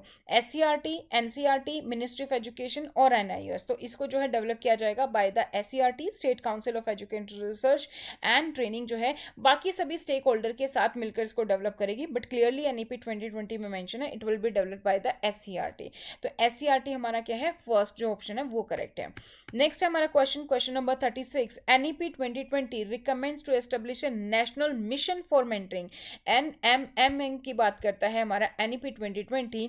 तो ये किसके बारे में है? हायर एजुकेशन के बारे में, वोकेशनल एजुकेशन के बारे में, टीचर एजुकेशन के बारे में, या फिर टेक्निकल एजुकेशन के बारे में? So national mission for mentoring, कि मेंटर जो सिस्टम है वो होना चाहिए कि हाई क्वालिटी मेंटरिंग सपोर्ट होगा टीचर्स के लिए, गाइडेंस मिलेगी सीनियर से, एक्सपीरियंस फैकल्टी से, और प्रोफेशनल सपोर्ट मिलेगी कंटिन्यूस टीचर डेवलपमेंट के लिए। तो basically it is related to teacher only, so teacher education is the correct answer, option number 3 है। Next we have the national commission for protection of child right, NCPCR के बारे में है कि उसने काम करना शुरू कब से किया, ऑपरेशनल कब बना? तो देखो जो CPCR है, जिसको हम बोलते हैं भाई commission for protection of child rights, ये कब आया था? ये आया था 2005 में। फिर इसने 2006 में जो है NCPCR की बात की कि भाई NCPCR जो है वो सेटअप किया जाएगा, तो ये सेटअप हो गया। एंड इसने काम करना कब से शुरू किया? इसने काम करना शुरू किया 2007 से, मार्च 2007 से ये ऑपरेशनल हुआ। तो यहाँ पे पूछा कि काम करना शुरू कब हुआ, तो 2007। सेटअप पूछा जाता तो सेटअप के लिए हमारे पास क्या है, सेटअप के लिए हमारे पास होता 2006, तो यहाँ पर हमारा राइट ऑप्शन क्या है, 2007 है। नेक्स्ट क्वेश्चन जो है हमारा, right to education as RT act से, तो RT act to recommend the constitution one of the following, तो जो शिक्षा का अधिकार है वो किसके बारे में सिफारिश करता है? National council of education challenges, नहीं, इसके बारे में बिल्कुल बात नहीं है। NAC जो है हमारा नेशनल एडवाइजरी काउंसिल, तो हमने जब RT एक्ट पढ़ा था तो हमने बात की थी कि एक नेशनल लेवल पर नेशनल एडवाइजरी काउंसिल होगा, और इसी तरीके से स्टेट लेवल पर एक SAC होगा, स्टेट एडवाइजरी काउंसिल होगा। तो ये वाला हमारा बिल्कुल करेक्ट है। Zonal council of the schools, इसकी बात नहीं करता, नेशनल काउंसिल ऑफ स्कूल की बात नहीं करता, तो राइट ऑप्शन हमारा क्या है, ऑप्शन नंबर 2 है। नेक्स्ट है हमारा 39 question, as per the guidelines for the composition of the SMC school management committee, again जिसमें RT एक्ट में दिया गया है, सो अंडर द RT act at least dash of the member of this commitment shall be parents और द गार्जियन। तो ये जो हमारी कमेटी होगी तो SMC, तो इसमें कितने मेंबर जो है पेरेंट्स या गार्जियन होना चाहिए? तो RT का जब हमने कंपोजिशन पढ़ा था हमारे RT एक्ट में सेक्शन 21 के तहत, तो उसमें क्लियरली मेंशन है कि कम से कम 2/3 जो है पेरेंट्स और गार्जियन होने चाहिए, सो एटलीस्ट 2/3 जो होने चाहिए। तो ऑप्शन नंबर फर्स्ट जो है वो यहाँ पर हमारा करेक्ट है। Next is the question number 40, dash means all children in the same classroom in the same school, इसका मतलब है कि सारे बच्चे एक ही क्लासरूम में एक ही स्कूल में होंगे। तो हमारे NEP किसके बारे में बात करते हैं? इंक्लूसिव एजुकेशन, तो स्पेशल एजुकेशन भी नहीं है, एक्सक्लूसिव भी नहीं है, इंटीग्रेटेड भी नहीं है, इट्स द इंक्लूसिव एजुकेशन, समावेशी शिक्षा, ऑप्शन नंबर 2 करेक्ट है। नेक्स्ट क्वेश्चन है 41, digital learning can be made more effective by, digital learning को किस तरीके से आप ज्यादा असरदार बना सकते हैं? First, increasing its budget allocation, अगर आप बजट एलोकेशन बढ़ा देंगे तो क्या इफेक्टिव हो जाएगा? बजट बढ़ाने से जो है इफेक्टिव नहीं होगा, अगर मान लीजिए राइट रिसोर्सेज हम नहीं परचेज कर रहे तो क्या होगा, नहीं हो पाएगा। सेकेंड हमारा चेंजिंग लेजिस्लेशन, कानून में कोई बदलाव कर दे उससे हो जाएगा, नहीं। बहुत सारे कानून बनते हैं लेकिन सारे कानून फॉलो नहीं होते, रूल्स रेगुलेशन फॉलो नहीं होते, अगर हम डिजिटल लर्निंग को बढ़ावा दें तो कानून से हम कुछ नहीं कर सकते यहाँ पर। Third is the ascertaining active participation of all its stakeholder, ये हम जरूर कर सकते हैं कि अगर सभी स्टेक होल्डर मिलकर जो है यहाँ पर हिस्सा लें, चाहे वो टीचर हो, चाहे वो स्टूडेंट्स हो, चाहे वो पेरेंट्स हो, अगर सब मिलकर यहाँ पर हिस्सा लें तो हम डिजिटल लर्निंग को और इफेक्टिव बना सकते हैं। तो थर्ड सही है। ट्रेनिंग ऑफ ऑल टीचर, अगर हम सभी टीचर्स का ट्रेनिंग भी प्रोवाइड कर दें, पंचायत पर्सनल को भी कर दें, तो बाकी तो रहेगी ना हमारे पास और बाकी स्टेक होल्डर, तो पेरेंट्स स्टूडेंट सब अगर एक्टिवली पार्टिसिपेट करेंगे तभी हो पाएगा। तो स्टूडेंट पार्टिसिपेट करे, टीचर एंगेज करे, पेरेंट्स भी सपोर्ट करे, स्कूल कम्युनिटी कोऑपरेट करे, तो हम यहाँ पर जो है इंश्योर कर सकते हैं कि भाई डिजिटल लर्निंग को हम थोड़ा सा इफेक्टिव बना सकते हैं। Next we have the question number 42, again NEP से है। According to NEP 2020 an initiative to teach basic statements of everyday uses in 22 language. तो एनईपी में एक जो है यहाँ पर बात की गई है कि एक इनिशिएटिव लिया जाएगा जिसमें कि जो भी रोजाना इस्तेमाल होने वाले जो बेसिक शब्द हैं, हाय, हेलो, आप कैसे हो, ऐसे तरीके के जो बेसिक वाक्य होते हैं वो जो है 22 भारतीय भाषाओं में सिखाए जाएंगे। तो इस इनिशिएटिव का क्या नाम है वो आपको बताना है। भाषा अधिगम, भाषा इंडिया, भाषा ट्रांसलेटर और भाषा संगम। तो ये जो है वो है हमारा भाषा संगम। तो इसको आप याद रखेंगे, अगर अभी तक आपने नहीं पढ़ा है तो इसको आप हाईलाइट करेंगे, दैट इज द भाषा संगम। आपका जो है ऑप्शन नंबर 4 करेक्ट है। स्वम पोर्टल जो है हमारा, the current Swayam portal is developed by ministry of education. तो जो स्वम पोर्टल है वो मिनिस्ट्री ऑफ एजुकेशन द्वारा डेवलप है। इसके साथ और किसके साथ मिलकर डेवलप किया गया है? NPTEL, IIT Bombay, IIT Kanpur, IIT Madras या फिर आईआईटी दिल्ली। तो जो स्वम पोर्टल है वो किसके साथ मिलकर डेवलप किया गया? आईआईटी मद्रास के साथ। तो right option is option number 3 जो हमारा वो यहाँ पर हमारा करेक्ट है। एनपीटीएल होता है national programme on technology enhance learning. Next we have the question number 44 curriculum से है। The concept of curriculum does include, curriculum में क्या चीजें होती हैं?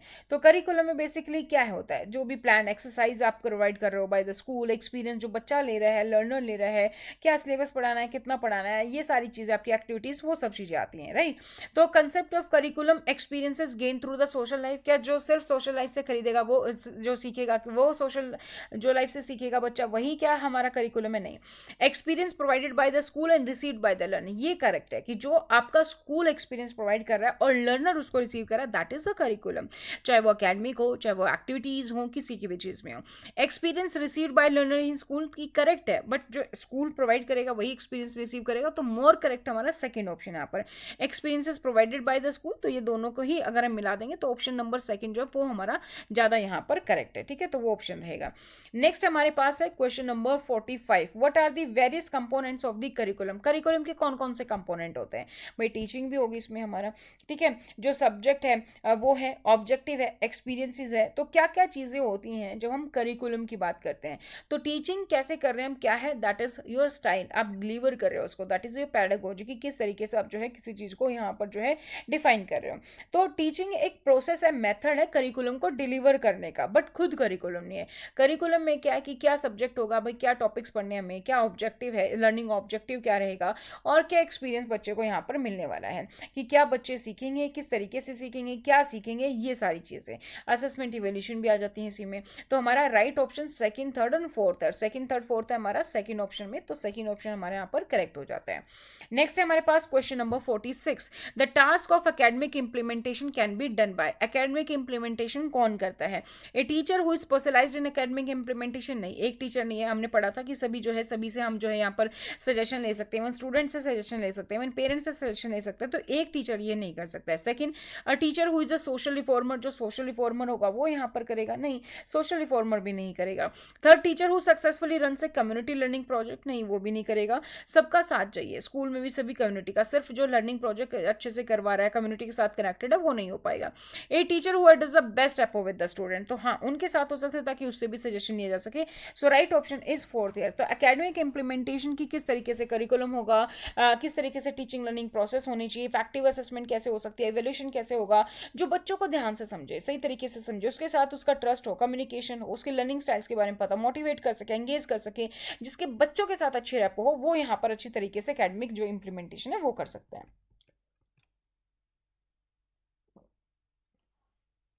Next question we have the question number 47, in a single child family the child lacks. अगर बच्चा जो है सिंगल चाइल्ड फैमिली में है, सिंगल बच्चा है, तो उसमें किस चीज की कमी होगी? कॉग्निटिव डेवलपमेंट, हम नहीं कह सकते कि कॉग्निटिव डेवलपमेंट की कमी होगी, कॉग्निटिव डेवलपमेंट बच्चे में होगा, इमोशनल डेवलपमेंट भी हो सकता है, मोरल डेवलपमेंट भी सही से हुआ, क्या नहीं होगा, सोशल रिलेशनशिप जो है वो कम होने के चांसेस हैं।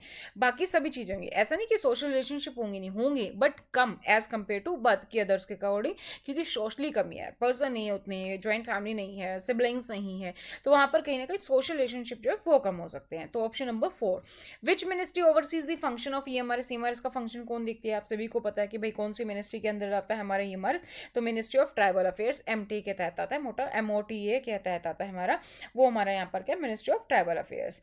Next we have the what is the primary objective of EMRS. EMRS का प्राइमरी ऑब्जेक्टिव क्या है, अर्बन एजुकेशन देना, नहीं, अर्बन एजुकेशन के लिए नहीं बनाया गया। फ्री हायर एजुकेशन देना, नहीं, स्कूल है हायर एजुकेशन प्रोवाइड नहीं करता है, 12th तक की ही एजुकेशन प्रोवाइड करता है। Quality education to ST children in residential setting, ये बिल्कुल करेक्ट है, सिर्फ और सिर्फ एसटी के लिए, ध्यान रखना एससी के लिए नहीं है, एसटी के लिए है। स्पोर्ट्स प्रमोशन ओनली, नहीं, खेलकूद को बढ़ावा देता है बट केवल खेलकूद को बढ़ावा देता है, ये हमारा गलत होगा। सो राइट ऑप्शन हमारा यहाँ पर क्या है, राइट ऑप्शन हमारा 3। Next is question number 50, under EMRS who appoints the principal and teaching staff. तो जो रिक्रूटमेंट आई है कौन कर रहा है, कौन देखता है, नेस्ट देखता है, तो ऑप्शन नंबर जो फर्स्ट है वो हमारे यहाँ पर करेक्ट है। तो अगर आप तैयारी कर रहे हैं केवीएस, एनवीएस, ईएमआरएस या यूपीएससी की प्रिंसिपल, वाइस प्रिंसिपल या असिस्टेंट कमिश्नर जैसी पोस्ट के लिए, तो आप जो है बिल्कुल सही जगह पर है। स्टडी पोर्टल आपको प्रोवाइड करता है notes, live classes, recorded batches और उसके साथ साथ टेस्ट सीरीज और इंटरव्यू बैचेस भी। तो आप अपने डिटेल्स हमारे साथ शेयर कर सकते हैं। सपोज अगर आपका नेम है मंजू तो आप मंजू लिखेंगे, सिटी लिखेंगे स्पेस देके, सपोज दिल्ली है तो दिल्ली लिखेंगे, और जो भी आपका एग्जाम है, फॉर एग्जांपल केवीएस वीपी है तो केवीएस वीपी आप लिखेंगे और शेयर कर देंगे हमारे हेल्पलाइन नंबर 8447410108 पर, तो आपको आपके एग्जाम से रेलिवेंट अपडेट मिल जाती है। आप ये वीडियो देख रहे हैं तो उस टाइम तक आपको पता है कि अभी केवीएस और एनवीएस की वैकेंसी भी आ चुकी है। अगर आप लोगों ने ईएमआरएस का फॉर्म फिल किया है और आप केवीएस और एनवीएस के लिए इंटरेस्टेड है तो एलिजिबिलिटी डिटेल्स चेक करके आप फॉर्म फिल कर सकते हैं। लास्ट डेट है 4 दिसंबर। आप हमारी ऐप डाउनलोड कर सकते हैं स्टडी पोर्टल एकेडमी, जो कि एंड्रॉइड और आईफोन दोनों के लिए अवेलेबल है। यहाँ पर आपको हमारे सभी कोर्सेज मिल जाते हैं। क्योंकि ये वीडियो ईएमआरएस के लिए, तो ईएमआरएस के अकॉर्डिंग हम सिलेबस की बात करें तो उसमें आपका पूरा सिलेबस कवर है, academic and residential specs, admin and finance for tier 1 tier 2 complete details cover है। इसी तरीके से अगर आप तैयारी करें केवीएस एनवीएस के लिए तो उसके लिए भी हमारे पास लाइव और रिकॉर्डेड बैच अवेलेबल है, जिसमें कि आपका पूरा सिलेबस कवर रहेगा। इसके साथ आपको ऑनलाइन मॉक टेस्ट सीरीज मिल जाती हैं, हार्ड कॉपी नोट्स मिल जाते हैं अपडेटेड सिलेबस के साथ, और लाइव क्लास आप लेते हैं तो जो भी आपके डाउट्स है वो लाइव क्लासेस में आपके जो है सारे के सारे क्लियर हो जाते हैं। तो अगर आप ईएमआरएस की तैयारी करें तो ईएमआरएस के अकॉर्डिंग आप नोट्स ऑर्डर कर सकते हैं, जो कि 10 बुक्स का सेट होता है हमारा, जिसमें कंप्लीट नोट कवर है, हिंदी और इंग्लिश दोनों मीडियम में अवेलेबल है। केवीएस का बुक आप ऑर्डर कर सकते हैं, ये आपका अप्रोक्सीमेट 13 to 14 जो बुक का वो सेट रहता है। एनवीएस के लिए अगर आप तैयारी कर रहे हैं तो उसके लिए नोट्स अवेलेबल हैं, यूपीएससी के लिए नोट्स अवेलेबल हैं, सभी नोट्स अवेलेबल हैं। और कोर्सेज के लिए मैं आपको बता दिया, आप हमारी ऐप डाउनलोड करेंगे स्टडी पोर्टल एकेडमी, तो वहां पर आपको सारी अपडेट्स मिल जाती हैं। तो ये थे हमारे एकेडमिक एंड रेजिडेंशियल एस्पेक्ट्स के 30 क्वेश्चन 30 मार्क्स के। Now the next section is administration and finance, इसमें भी आपके 30 क्वेश्चन आते हैं 30 मार्क्स के। तो question number first, which of the following is और आर करेक्ट। हमारा आपको बताना है कौन सा जो स्टेटमेंट है वो यहाँ पर करेक्ट है। When there are no emergencies of work, leave can be claimed as matter of right. देखो हमारा रूल नंबर 7 ये कहता है सीसीएस लीव का कि leave can not be claim as a matter of right. Emergency हो या ना ही हो कोई फर्क नहीं पड़ता, आपके पास कितनी लीव है उससे भी कोई फर्क नहीं पड़ता। लीव को जो है आप as a matter of right claim नहीं कर सकते हैं। तो हमारा जो फर्स्ट है वो यहाँ पर हमारा क्या हो जाता है, गलत हो जाता है। सेकेंड जो स्टेटमेंट है, once granted leave can not be revoke, तो इमरजेंसी होगी तो हम लीव को रिवोक कर सकते हैं, तो ऐसा कुछ नहीं, लीव रिवोक नहीं की जा सकती, लीव रिवोक की जा सकती है। तो हमारा सेकंड भी गलत हो जाता है। तो यहाँ पर पूछा गया है कि कौन से जो है हमारा जो है करेक्ट है, तो करेक्ट दोनों में से कोई नहीं है, तो both are incorrect. Right option हमारा क्या हो जाएगा, ऑप्शन नंबर 4 हो जाएगा। नेक्स्ट है हमारा which of the following is और आर करेक्ट, आपको बताना है कौन सा सही है, यहाँ पर हमें करेक्ट बताना है। When an employ is transfer from one organisation to another which has made separate rules, his joining for the journey to that organisation shall be governed by which rule. अगर कोई एम्प्लॉय है जो एक organisation से दूसरी organisation में, मान लीजिए उसका ट्रांसफर हो रहा है, तो ऐसे केस में जिसके अपने खुद के अलग रूल हैं इसकी पेरेंट ऑर्गेनाइजेशन के अलावा, तो जो भी ज्वाइनिंग होगी होगी, जो भी जर्नी होगी, वो किस रूल के अकॉर्डिंग होगी? Those of the borrowing organisation की जो एम्प्लॉय बोरो कर रहा है उसके अकॉर्डिंग होगी। Second, different provision if expressly made by mutual agreement between the lending and borrowing authority, या लैंडिंग एंड बोरोइंग अथॉरिटी के बीच में जो भी रूल्स रेगुलेशन बनाए गए हैं उसके अकॉर्डिंग हो गए। देखो कि जब भी हम किसी भी पर्सन को चाहे फॉरेन सर्विस पर भेजें, डेपुटेशन पर भेजें, एक जगह से दूसरी जगह पर हम ट्रांसफर कर रहे हैं, सबसे पहले तो जो हम किसके रूल देखते हैं कि भाई यहाँ के रूल क्या है, कितने टाइम के लिए हम भेज सकते हैं, क्या रूल्स रेगुलेशन है, बी के अकॉर्डिंग देखते हैं, बोरोइंग अथॉरिटी के अकॉर्डिंग, जिसने एम्प्लॉय को उधार लिया है। तो फर्स्ट स्टेटमेंट हमारी करेक्ट है। सेकंड, ये भी करेक्ट है कि जब भी किसी भी एम्प्लॉय को हम ए से बी में भेजेंगे तो उससे पहले ही हम डिसाइड कर लेते हैं उसको क्या सैलरी मिलेगी, कौन से बेनिफिट मिलेंगे, किसके अकॉर्डिंग मिलेगा, कौन ज्वाइनिंग टाइम पे देगा, ये सारी चीजें पहले ही डिसाइड हो जाती है। तो म्यूचुअल एग्रीमेंट भी होता है, तो ये भी सही है। तो हमारे दोनों के दोनों स्टेटमेंट करेक्ट हैं। So right option is option number 3। Next is the question number 53, wifi stands for. वैसे तो वाईफाई की कोई ऐसे स्ट्रिक्ट नहीं है कि हाँ ये इसकी फुल फॉर्म है, बट फिर भी अगर हम बात करें वाईफाई को हम बोलते हैं वायरलेस फिडेलिटी। ऑप्शन ए जो है वो यहाँ पर हमारा करेक्ट है। In case of absence from headquarter for more than 12, अगर आप 12 घंटे से ज्यादा के लिए जो है एब्सेंट है तो डीए कितना मिलता है? तो हमने एक टेबल जो है हम पढ़ते हैं, उस टेबल के अकॉर्डिंग ही हमारा यहाँ पर रहता है कि उस टेबल के अकॉर्डिंग हमें याद रखना होता है 6 घंटे से कम है, 6 से 12 घंटे और 12 से ज्यादा है। तो 12 से ज्यादा में हमें कितना मिलता है? 100% मिलता है। So right option is option number A यहाँ पर। तो ये टेबल है, लेस देन 6 है 30% है, 6 to 12 है 70% है, मोर देन 12 है 100% है। तो ये टेबल आप याद रखेंगे। अगर इसी के साथ हमारा लोकल जर्नी वर्ड ऐड हो जाता तो इसकी भी लिमिट को हम क्या कर देंगे? हाफ कर देंगे, तो हमारे आंसर्स आ जाएंगे। What is the maximum time limit up to which the charge officer can seek extension of the initial time limit for submitting his statement of defense? कोई भी गवर्नमेंट सर्वेंट है, अगर वो अपना जो है यहाँ पर रिटर्न स्टेटमेंट ऑफ डिफेंस दे रहा है, जब भी उसको चार्जशीट दी जाती है वो अपना रिटर्न स्टेटमेंट ऑफ डिफेंस देता है, तो कितना टाइम वो लग सकता है? मैक्सिमम यहाँ पर आपको बताना, अधिकतम समय सीमा क्या है जिसके भीतर आरोपी अधिकारी अपना बचाव बयान जमा करने के लिए शुरुआती समय सीमा बढ़ाने का अनुरोध करता है। कितना हो सकता है मैक्सिमम? हमने पढ़ा 15 डेज होता है, फिर हम रिलैक्स करके जो है 15 डेज देते हैं, फिर हम 15 डेज देते हैं, बट मैक्सिमम हमारा 45 हो सकता है, उससे ज्यादा नहीं। सो ऑप्शन ए जो है वो यहां पर हमारा करेक्ट है। नेक्स्ट है हमारे पास question number 56, for entering into a transaction relating to immovable property with a person having official dealing with him और her, a government servant will have to. तो हमने जब सीसीएस कंडक्ट रूल पढ़े वहां पर हमने एक चीज पढ़ी थी कि जब भी हम कोई भी काम करेंगे किसी ऐसी पर्सन के साथ जिसके साथ हमारी ऑफिशियल डीलिंग है, हमें हमेशा परमिशन लेनी होती है। अगर सामने वाला पर्सन कोई ऐसा है जिसके साथ हमारी ऑफिशियल डीलिंग नहीं है तो वहां पर हम इंटीमेट कर सकते हैं, इंफॉर्मेशन दे सकते हैं। तो यहाँ पर पर्सन के साथ ऑफिशियल डीलिंग है तो हमें सबसे पहले तो क्या लेना होगा? परमिशन लेनी होगी। तो किसी भी सरकारी कर्मचारी को ऐसे व्यक्ति के साथ जो अचल संपत्ति से जुड़ा कोई लेन देन करने के लिए जिसका उसके साथ ऑफिशियल कामकाज का संबंध है, उसे क्या करना चाहिए? Give intimation with in 2 month, तो इंटीमेशन तो देनी ही नहीं है। गिव प्रायर इंटीमेशन, वो भी नहीं देनी है। Give with in 2 month intimation, तो इंटीमेशन देनी नहीं। हमें क्या करना है? हमें परमिशन लेनी है, सीक प्रायर परमिशन। तो ऑप्शन डी इज करेक्ट है। ठीक है, तो डी हमारा यहाँ पर करेक्ट है। नेक्स्ट हमारे पास booking of air tickets from whom is not permissible. तो बुकिंग ऑफ टिकट आप कहाँ से कर सकते हो भाई? आईआरसीटी से आप कर सकते हो, अशोका टूर्स एंड ट्रैवल से आप कर सकते हो। ठीक है, तो जो भी एजेंट्स हैं बेसिकली किसी भी ट्रैवल एजेंट से नहीं कर सकते। Balmer and Lawrie, Ashoka Tours and Travel, IRCTC, यहाँ से आप कर सकते हो, है ना। तो जब तक एयर इंडिया था हमारे पास, एयर इंडिया का बुकिंग काउंटर था, वहां से आप कर सकते थे। तो ये क्वेश्चन प्रीवियस ईयर से लिया गया, तो इसलिए यहाँ पर आपको जो स्टेटमेंट्स ऑप्शन है वो क्लियर देखने को मिल रहे हैं एयर इंडिया के टाइम का भी। ठीक है, तो फर्स्ट हमारा किसी भी ट्रैवल एजेंट से जो है वो हम नहीं कर सकते, बाकी किसी से भी हम कर सकते थे जब तक एयर इंडिया था। तो यहाँ पर आप बाल्मर एंड लोरी कंसिडर करोगे तो आपका ऑप्शन ए जो है हमारा करेक्ट है यहाँ पर। नेक्स्ट है हमारे पास जो है एक government servant was appointed on a contract for 1 year. कोई भी गवर्नमेंट सर्वेंट 1 साल के लिए अपॉइंट किया गया था जो कि बाद में आगे 3 साल के लिए एक्सटेंड हो गया। क्या उसको एलटीसी मिलेगी? तो देखो हमने एलटीसी जो रूल पढ़े हैं उसमें हमने पढ़ा कि कॉन्ट्रैक्चुअल एम्प्लॉय को भी एलटीसी मिलती है, और एलटीसी की एलिजिबिलिटी यही है कि आपकी सर्विस कम से कम 1 साल की होनी चाहिए। तो अगर 1 साल की सर्विस हो गई है उसके बाद आपकी 3 साल के लिए एक्सटेंड भी हो गया है तो आपको जो है पूरा का पूरा यहाँ पर एलटीसी बेनिफिट मिलेगा। ठीक है, 1 साल की सर्विस के बाद एलटीसी के लिए एम्प्लॉय एलिजिबल होता है। तो स्टेटमेंट क्या कहती है? Eligible only in case of initial appointment और कॉन्ट्रैक्ट वाज एटलीस्ट 2 ईयर। क्या तभी मिलेगा जब 2 साल के लिए था कॉन्ट्रैक्ट? नहीं।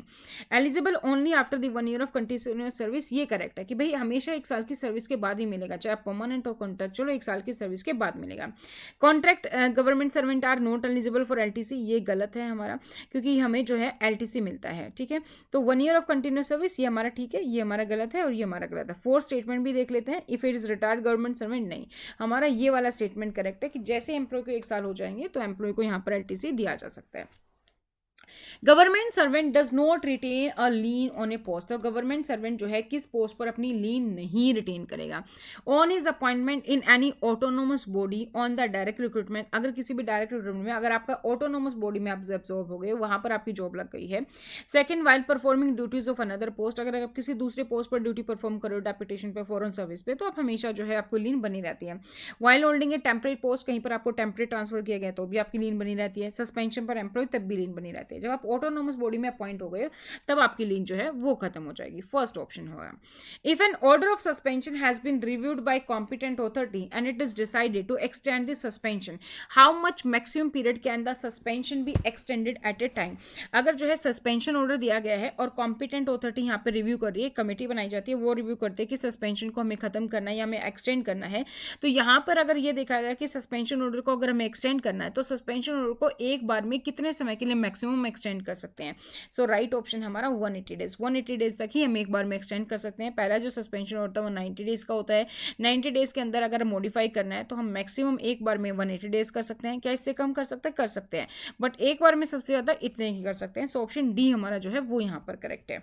नेक्स्ट हमारा 61, as the block to which the LTC to be debited is decided from which of the following, कौन से साल का LTC है वो किससे डिसाइड होता है, वो होता है आपकी आउटवर्ड जर्नी से, ना कि रिटर्न जर्नी से।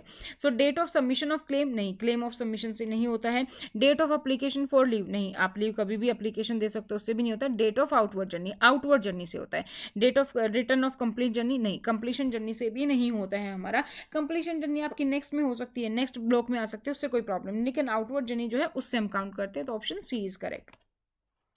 Next question is, what is the entitlement of CTG of a government servant transfer to another office at the same station involving compulsory change of residence? Compulsory change of residence जो है वो यहाँ पर employ का हो रहा है और आपका सेम स्टेशन में, तो हम मान के चलें सेम स्टेशन है, लेस देन 20 है, तो यहाँ पर हमारा क्या होगा, 1/3 जो थर्ड है वो 80% ऑफ द मंथ जो बेसिक पे है वो हम देते हैं CTG। CTG क्या होती है, 80% of the last month basic पे होती है नॉर्मल केस में। जब आपका 20 किलोमीटर से अंदर है, सेम स्टेशन पर है, तो वहां पर हम 1/3 देते हैं। So option number 3 is correct. Next है हमारा, which of the following is a major penalty. Major penalty कौन सी है वो आपको बतानी है। तो मेजर पेनल्टी में कुछ पॉइंट्स आपको याद रखने होते हैं। सबसे पहले तो मेजर पेनल्टी जो 3 साल से बड़ी हो सकती है, 3 साल से छोटी होगी तो वो माइनर होती है। और मेजर पेनल्टी हम देते हैं क्यूमुलेटिव इफेक्ट से, फॉरएवर इफेक्ट से, जो हमने ग्राफ के साथ समझा भी था कि क्यूमुलेटिव इफेक्ट और नॉन क्यूमुलेटिव इफेक्ट में क्या फर्क है। तो क्यूमुलेटिव इफेक्ट फॉरएवर है, पेंशन पर इफेक्ट पड़ेगा। So reduction by 1 stage for a period of 3 years without cumulative effect, यहाँ पर विदाउट क्यूमुलेटिव है, ये तो हमारी क्या माइनर है, not affecting pension. Second, reduction by 1 stage for a period of 1 year without cumulative effect, again without cumulative effect है, जिससे पेंशन पर फर्क नहीं पड़ रहा, ये भी नहीं है। Reduction by 1 stage for a period of 1 year with cumulative effect, तो क्यूमुलेटिव इफेक्ट जो है वो हमारा क्या होता है, वो हमारा मेजर पेनल्टी होता है। तो ऑप्शन नंबर सी जो है वो करेक्ट है। डी में दिया गया reduction by 1 stage for a period of 2 years without cumulative effect, कि बिना क्यूमुलेटिव इफेक्ट्स के है, तो अगेन हमारा ये माइनर है, ये माइनर है, ये माइनर है। मेजर हमारा कौन सा, ऑप्शन नंबर 3 इज करेक्ट है। Next question we have the question number 64, which of the following is correct. निम्नलिखित में से कौन सा सही है। Every government servant shall at all the time, हर एक गवर्नमेंट सर्वेंट को हमेशा किन चीजों का पालन करना चाहिए। First, maintain high ethical standard and honesty, कि हमेशा जो है उच्च नैतिक मानक और जो है ईमानदारी बनाए रखे, तो बिल्कुल करेक्ट, ऐसा होना चाहिए। Take decision solely in public interest, बिल्कुल हमेशा पब्लिक इंटरेस्ट में ही डिसीजन लेने, जनहित में लेने, क्योंकि आप पब्लिक सर्वेंट हो। Third, not to do anything contrary to do, ऐसा कोई काम नहीं करना जो कानून के विपरीत, तो ये भी सही है। तो कौन सी स्टेटमेंट्स हमारी सही है, तो सारी की सारी करेक्ट है। तो ऑप्शन नंबर जो फर्स्ट है वो हमारे यहाँ पर करेक्ट हो जाता है। Next is the question number 65, a government servant wants to buy immovable property outside India, कोई भी गवर्नमेंट सर्वेंट है वो इमूवेबल प्रॉपर्टी चाहता है आउटसाइड इंडिया परचेज करने, और ही और she applies for permission but does not receive a reply, और उसने जो है एप्लीकेशन भी दी है परमिशन के लिए, लेकिन कोई रिप्लाई नहीं आया है। So after how many days from the date of receipt of his और हर रिक्वेस्ट कैन ही और शी प्रिज्यूम परमिशन, कितने दिनों के बाद जो है यहाँ पर वो रिक्वेस्ट मान सकता है कि भाई जो है ऑटोमेटिक ऑटोमेटिकली जो है परमिशन दे दी गई अगर कोई रिप्लाई नहीं आया। 90 डेज, 15 डेज, 30 डेज, 60 डेज। तो यहाँ पर बात हो रही है प्रॉपर्टी आउटसाइड इंडिया, तो आउटसाइड इंडिया के लिए हमारी लिमिट कितनी होती है? 60 डेज है। तो राइट ऑप्शन हमारा क्या है? 60 डेज। विद इन इंडिया के लिए हमारे पास क्या होता है? 30 डेज होता है। सीसीएस कंडक्ट रूल जो हम पढ़ रहे थे, तो मैंने आपको बताया था सारी शॉर्ट ट्रिक याद रखनी है आपको, बस ये पता होना चाहिए कि सीसीएस कंडक्ट रूल का क्वेश्चन है, तो आपको इजीली पता चल जाएगा कि आंसर हमारा क्या होगा? 30 डेज होगा। दो एक्सेप्शन थे हमारा, एक इमूवेबल प्रॉपर्टी था उसमें से जहां पर आपको याद रखना है 60 डेज, तो वो यहाँ पर आपने याद रखा तो आप इजीली आंसर कर पाओगे। Next is maternity leave is not admissible in case of, maternity leave किस केस में जो है नहीं मिलती है? थ्रेटन्ड अबॉर्शन, तो हमारा सीसीएस लीव के रूल नंबर 43 में आता है, ये कहता है कि अगर आप प्रेग्नेंट हो तो मिलेगी, आप जो है जो हमारा इंड्यूस्ड अबॉर्शन है तो मिलेगी, थ्रेटन्ड पे नहीं मिलेगी। तो थ्रेटन्ड पे जहां पर आपने जानबूझ कर अबॉर्शन करवाया वहां पर नहीं मिलेगी। अनमैरिड गवर्नमेंट सर्वेंट है तो भी मिलती है, विडो है तो भी मिलती है, इंड्यूस्ड अबॉर्शन है, मेडिकल कंडीशन ऐसी होगी जिसकी वजह से अबॉर्ट करना पड़ा तो भी जो है मैटरनिटी लीव मिल जाएगी। नेक्स्ट है हमारा क्वेश्चन नंबर 67 है, for how many days of continuous hold at a station on tour, temporary transfer और training full day is admissible. DA maximum कितने टाइम के लिए मिलता है? तो डीए हमेशा मैक्सिमम मिलता है 180 डेज। 180 डेज के बाद हम कभी भी डीए नहीं देते हैं, तो डीए में हमेशा आपको याद रखना है, तो option number 4 is correct. Next question है question number 68, which is not correct about foreign services of a pensionable government servant। तो pensionable government servant के बारे में, foreign service के बारे में क्या correct नहीं है? The contribution must normally be paid by borrowing organization not by the employee। तो जब भी कोई भी एम्प्लॉय फॉरेन सर्विस पर जाता है तो यही होता है कि आपको दो कंट्रीब्यूशन देने होते हैं, एक आपको लीव सैलरी कंट्रीब्यूशन, एक आपको पेंशन। तो जो भी आप कंट्रीब्यूशन देते हो वो ज्यादातर केसेस में आपकी ऑथोरिटी देती है, अगर ऑथोरिटी नहीं दे रही है तो गवर्नमेंट सर्वेंट देता है। तो पहला स्टेटमेंट हमारा करेक्ट है, ये कहता है कि भाई बोरोविंग अथॉरिटी देगी, अगर बोरोविंग अथॉरिटी नहीं दे रही तो फिर हमारा एम्प्लॉय जो है वो देगा। Second, pension contribution is required to be paid, की जो पेंशन कंट्रीब्यूशन है वो हमेशा पे किया जाएगा। तो यस, पेंशन कंट्रीब्यूशन दिया जाएगा, क्योंकि अगर आप पेंशन कंट्रीब्यूशन नहीं दोगे तो आपकी पेरेंट ऑर्गेनाइजेशन में वो सर्विस नहीं मानी जाएगी। आपकी पेरेंट ऑर्गेनाइजेशन आपकी सर्विस को शो कर रही है, हालांकि आप किसी और दूसरी ऑर्गेनाइजेशन में भी काम कर रहे हो, लेकिन वो आपकी उस एक्सपीरियंस को काउंट कर रही है, आपके जो है एम्प्लॉयमेंट वहां पर शो कर रही है, जिसके लिए आपको बाद में पेंशन भी देगी। तो इसीलिए जो है पेंशन कंट्रीब्यूशन देना जरूरी है। Third, leave salary contribution is required to be paid. Leave salary जो कंट्रीब्यूशन है वो भी यहाँ पर पेमेंट देना जरूरी है, तो वो यहाँ पर हमारा, तो वो भी यहाँ पर देना होगा, क्योंकि लीव सैलरी कंट्रीब्यूशन जाता है और पेंशन दोनों ही जाती है। Fourth, leave salary contribution for the leave taken while in foreign service is required to be paid, कि भाई सिर्फ उतना ही देना जितनी लीव ली है, लीव सैलरी कंट्रीब्यूशन जितनी लीव ली है उसके अकॉर्डिंग देना है, तो वो नहीं है, आपको पूरा कंट्रीब्यूशन देना होगा। तो ऑप्शन नंबर 4 जो है वो यहाँ पर हमारा जो है करेक्ट नहीं है as per the statement. Question number 69, which is not the criteria for recommending retirement under FR 56J।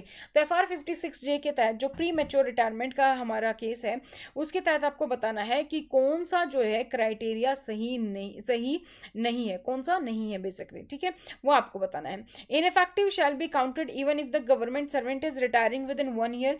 तो जो प्री मेच्योर रिटायरमेंट है वहां पर हम पढ़ चुके हैं ऑलरेडी कि अगर कोई भी गवर्नमेंट सर्वेंट है जिसकी 1 साल के अंदर ही रिटायरमेंट होने वाले तो हम उसकी इनएफिशिएंसी नहीं देखेंगे। सेकंड है हमारा government servant integrity should be doubtful, जो इंटीग्रिटी है वो यहाँ पर डाउटफुल होगी तो हम उसको रिटायरमेंट दे सकते हैं। Third, government servant must be found if ineffective, की गवर्नमेंट सर्वेंट इनफेक्टिव होगा। Fourth, consideration is only to be confined by the preceding 5 year, आमतौर पर पिछले 5 सालों पर ही विचार किया जाना चाहिए। So which statement is correct here, कौन सा सही नहीं है? Ineffective shall be counted even if the government servant is retiring within 1 year, तो अगर एम्प्लॉय का रिटायरमेंट 1 साल के अंदर होने वाला है तो भी हम इनफेक्टिवनेस देखेंगे नहीं, ये वाला स्टेटमेंट हमारा गलत है, तब हम उस केस में नहीं देखते हैं। ठीक है, सिर्फ 5 साल की परफॉर्मेंस देखेंगे नहीं, 5 साल में तो हम ये देखते हैं कि भाई अगर हम इनइफेक्टिव मान रहे किसी एम्प्लॉय को, तो ऐसा तो नहीं कि 5 साल में उसका प्रमोशन हुआ हो, वो अच्छा काम कर रहा हो, या 5 सालों में उसकी परफॉर्मेंस सुधर गई हो, तब हम देखते हैं, ना कि एम्प्लॉय को प्रीमेच्योर रिटायरमेंट देने के लिए। इनइफेक्टिव जो है जरूरी और केस में वो जरूरी है, इंटीग्रिटी अगर हमें नहीं लग रहा नहीं मेंटेन कर पाएगा तो हम रिटायरमेंट दे सकते हैं, या जो हमें फिजिकल कंडीशन मेंटल कंडीशन ऐसे नहीं लगे तो हम दे सकते हैं, वो सारी चीज़ों में दे सकते हैं। गवर्नमेंट सर्वेंट इंटीग्रिटी डाउटफुल है तो वहां पर हम दे रहे हैं, तो हमारा कौन सा सही नहीं है? ऑप्शन ए करेक्ट नहीं है। Next is question number 70, in terms of protection of children from the sexual offense act, basically POCSO act के according question है, where a false complaint has been made or false information has been provided by child, punishment shall be for. अगर कोई भी बच्चा यहाँ पर गलत complain करता है, फॉल्स कंप्लेन करता है, मैलिशियस कंप्लेन करता है, तो क्या फिर हम उसको कोई सजा देते हैं? तो कोई सजा नहीं देते हैं। अगर जो है बच्चा यहाँ पर किसी भी तरीके की जो भी कोई भी कंप्लेन आती है, बच्चा करता है, झूठी इंफॉर्मेशन देता है, तो उसको किसी सजा का प्रावधान नहीं है, तो no punishment shall be imposed. Question number का जो हमारा 70 का फोर्थ ऑप्शन इज करेक्ट है। Next is question number 71। Consider the following statement in context of CCS LTC rule. CCS LTC rule के अकॉर्डिंग आपको क्वेश्चन बताना है। Where LTC advance has been drawn by the government servant, the claim should be submitted within 1 month of the completion of return journey. अगर आपने advance लिया है तो आपको क्लेम जो है रिटर्न जर्नी के 1 महीने के अंदर ही सबमिट कर देना चाहिए। तो अगर आपने एलटीसी लिया है तो ऑब्वियसली आपको ऐसा करना चाहिए। तो लिमिट जो हमारी एडवांस का केस है वो ये कहता है कि अगर आपने एडवांस लिया है तो आपको 1 महीने के अंदर बिल सबमिट कर देना है। अगर आपने एडवांस नहीं लिया तो फिर आप 3 मंथ्स के अंदर बिल कर सकते हो। हालांकि जब हमने एडवांस लिया तो उसकी रिलैक्सेशन भी हम प्रोवाइड कर सकते हैं कि हम जो है लिमिट रिलैक्सेशन प्रोवाइड कर सकते हैं 3 मंथ्स तक, लेकिन उस केस में आपको एडवांस का पूरा अमाउंट जो है वो वापस करना होता है। So second statement, ministry department with the concurrence of financial adviser can admit the LTC claim if submitted within 3 months from the completion of return journey. तो यस, अगर 3 महीने के अंदर जो है बिल जमा हुए हैं तो यहाँ पर हम फाइनेंशियल एडवाइजर की कंकरेंस से यहाँ पर जो है एम्प्लॉय को प्रोवाइड कर सकते हैं एलटीसी। ठीक है, तो where return in case where advance has been drawn. Third is where advance is granted government servant should produce the ticket within 10 days. तो बिल्कुल सही है। तो देखो, या तो आप टिकट दे दो 10 दिन में, या फिर आप 30 दिन के अंदर जो है आपकी जर्नी स्टार्ट हो जानी चाहिए। तो जहां पर आपको लगता है रिजर्वेशन करवानी है, वहां 10 दिन के अंदर टिकट दे दो। जहां पर आपको लगता है डायरेक्ट ही बस से जाना है या ट्रेन से जाना है, किसी भी तरीके से आप वहां पर क्या कर सकते हो, वहां पर आपकी जो है 30 डेज के अंदर जर्नी स्टार्ट हो जानी चाहिए। ये स्टेटमेंट्स है, तो तीनों की तीनों स्टेटमेंट करेक्ट है। तो राइट ऑप्शन हमारा क्या होगा यहाँ पर, option number 4। Next question, we have the question number 72. The declaration of hometown once made shall only be treated as final. तो एक बार जब अपने hometown declare कर दिया उसको आपको final मानना है। In exceptional circumstances, the competent authority may, during the service of a government servant, authorize such a change not more than। exceptional circumstances में जो भी competent authority होगी तो वो government servant की सर्विस के दौरान जो है बेसिकली कैन चेंज कर सकती है अपने hometown को। कितनी बार से ज्यादा नहीं कर सकती। तो होम टाउन कितनी बार चेंज किया जा सकता है, सिर्फ और सिर्फ एक बार। तो ऑप्शन नंबर फर्स्ट हमारा करेक्ट है कि वंस ही जो है हम यहाँ पर चेंज कर सकते हैं। नेक्स्ट है हमारा जो है question number 73, travelling allowance on retirement. So T on retirement is not admissible in case of government servant. T on retirement किस केस में हम नहीं देते हैं, फर्स्ट क्विट सर्विस और रेजिग्नेशन। कोई भी एम्प्लॉय जो है हमारा अगर रिजाइन कर दे तो हम ऑब्वियसली नहीं देते हैं। Second, dismiss from the service. अगर एम्प्लॉय डिसमिस हो गया तो पहले की सर्विस उसकी 45 हो जाती है तो भी हम नहीं देते हैं। तो इसमें भी हम नहीं देते हैं और इसमें भी हम नहीं देते हैं।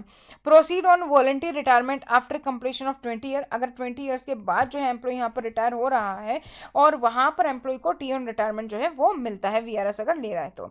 नेक्स्ट हमारा retire on superannuation with not less than 10 year of service. तो 10 साल की कम से कम सर्विस जरूरी है तब टी ऑन रिटायरमेंट मिलता है।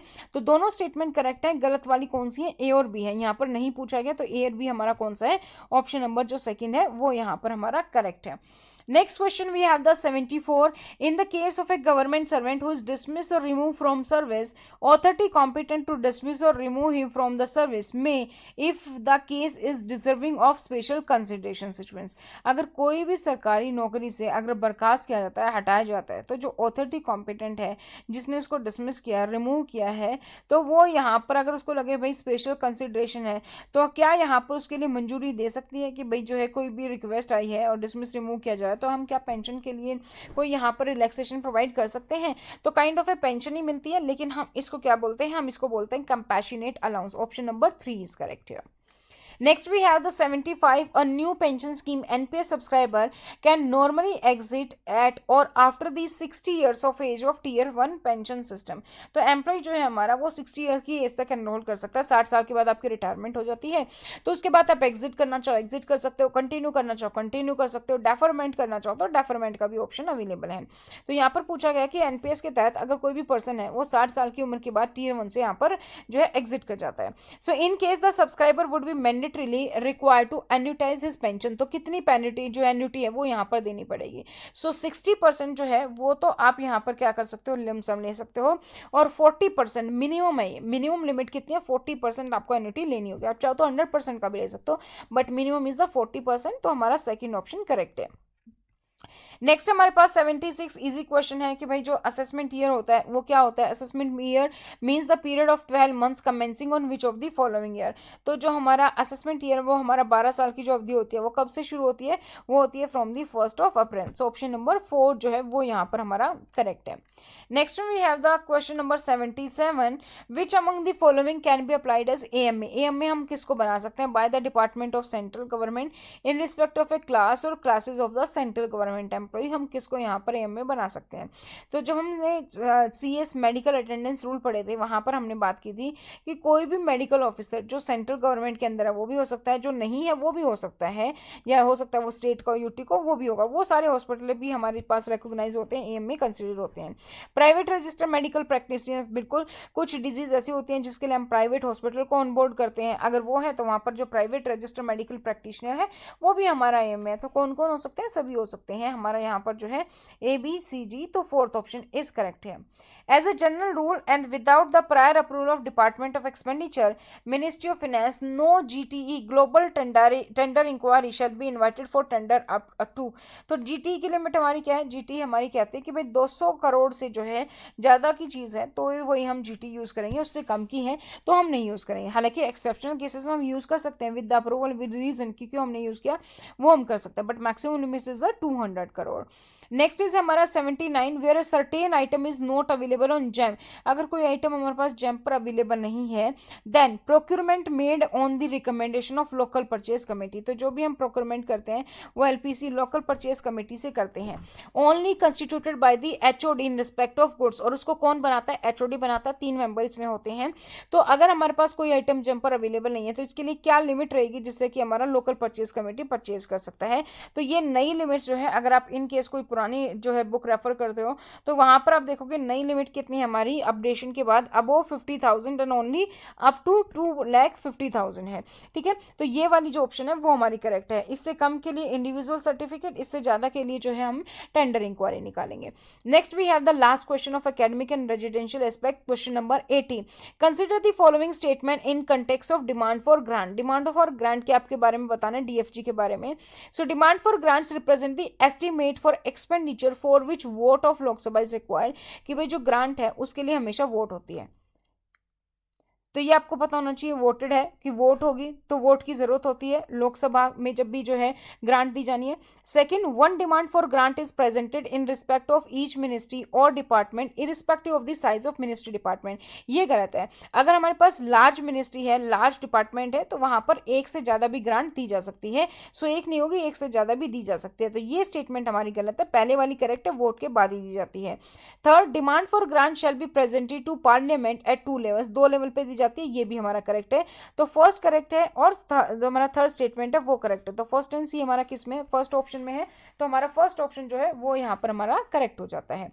सो ये था हमारा एकेडमिक एंड रेजिडेंशियल एस्पेक्ट्स का लास्ट क्वेश्चन, तो ये हमने यहाँ पर डिस्कस कर लिया है।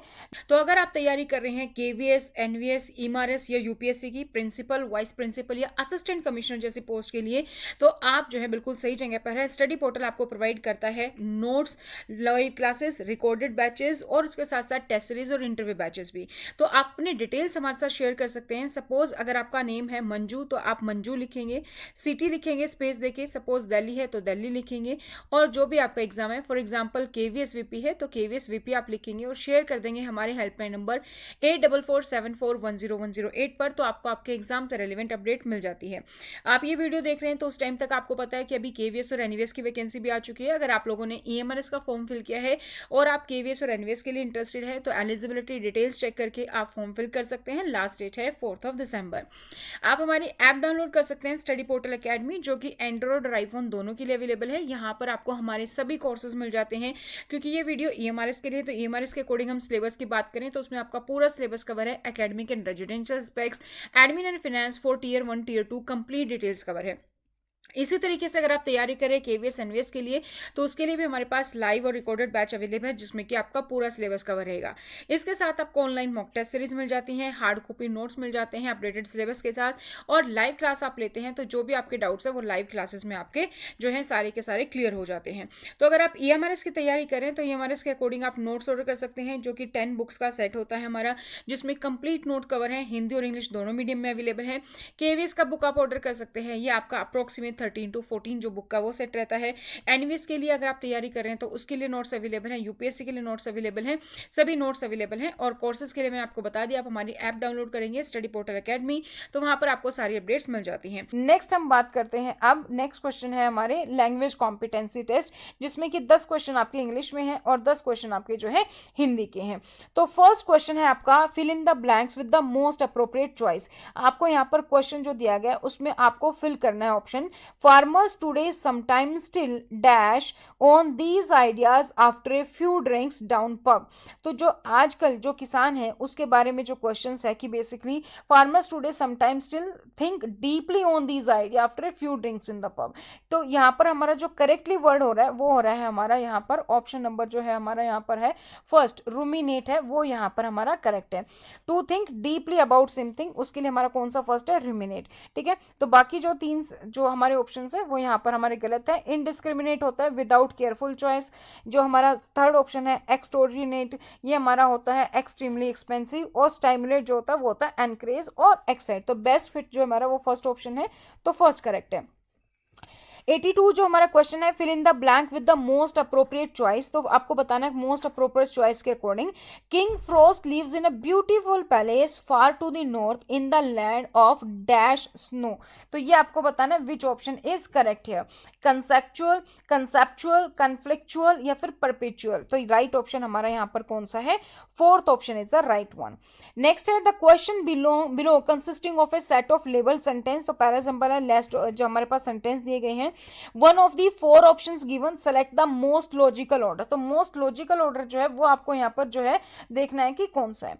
तो यहाँ पर सबसे पहला जो स्टेटमेंट है, at its inception the university name was new college and the purpose was mainly to educate clergy. In 1639, the school's name became Harvard University, so named for the review John Harvard. Harvard, thus their significance bequeathed led the school to honor him by taking his name. And the last statement is Harvard bequeathed half of his estate and his entire library to the school upon his death. Currently, Harvard University enrolls 17,000 students in regular enrollment and another 30,000 students in the non-degree course. ये आपको बताना है कौन सा statement correct है। तो सबसे पहले तो यही आएगा कि एट द इंसेप्शन यूनिवर्सिटी का नेम क्या था, न्यू कॉलेज था, और प्रपोजली बेसिकली पर्पस क्या था, बेसिकली क्लर्गी को एजुकेट करना। नेक्स्ट है हमारे पास कि 1639 में जो स्कूल का नाम था वो बदल दिया गया और हार्वर्ड यूनिवर्सिटी कर दिया गया। किसके नाम पर, हार्वर्ड के नाम पर, जॉन हार्वर्ड के नाम पर। तो जो हार्वर्ड है उसने अपनी half of the state the, entire library the school को उसकी डेथ होने के बाद, और अभी एट प्रेजेंट 17,000 जो है स्टूडेंट्स है वहाँ पर रेगुलर एनरोलमेंट है, अनदर 30,000 नॉन डिग्री कोर्सेज में है। तो इस सिग्निफिकेंट के कारण जो है, इसी के कारण जो है बेसिकली इसके लिए ऊपर नाम पे जो है हमारी यूनिवर्सिटी रखा गया। सो लास्ट जो ऑप्शन है PQSR, that is the correct one.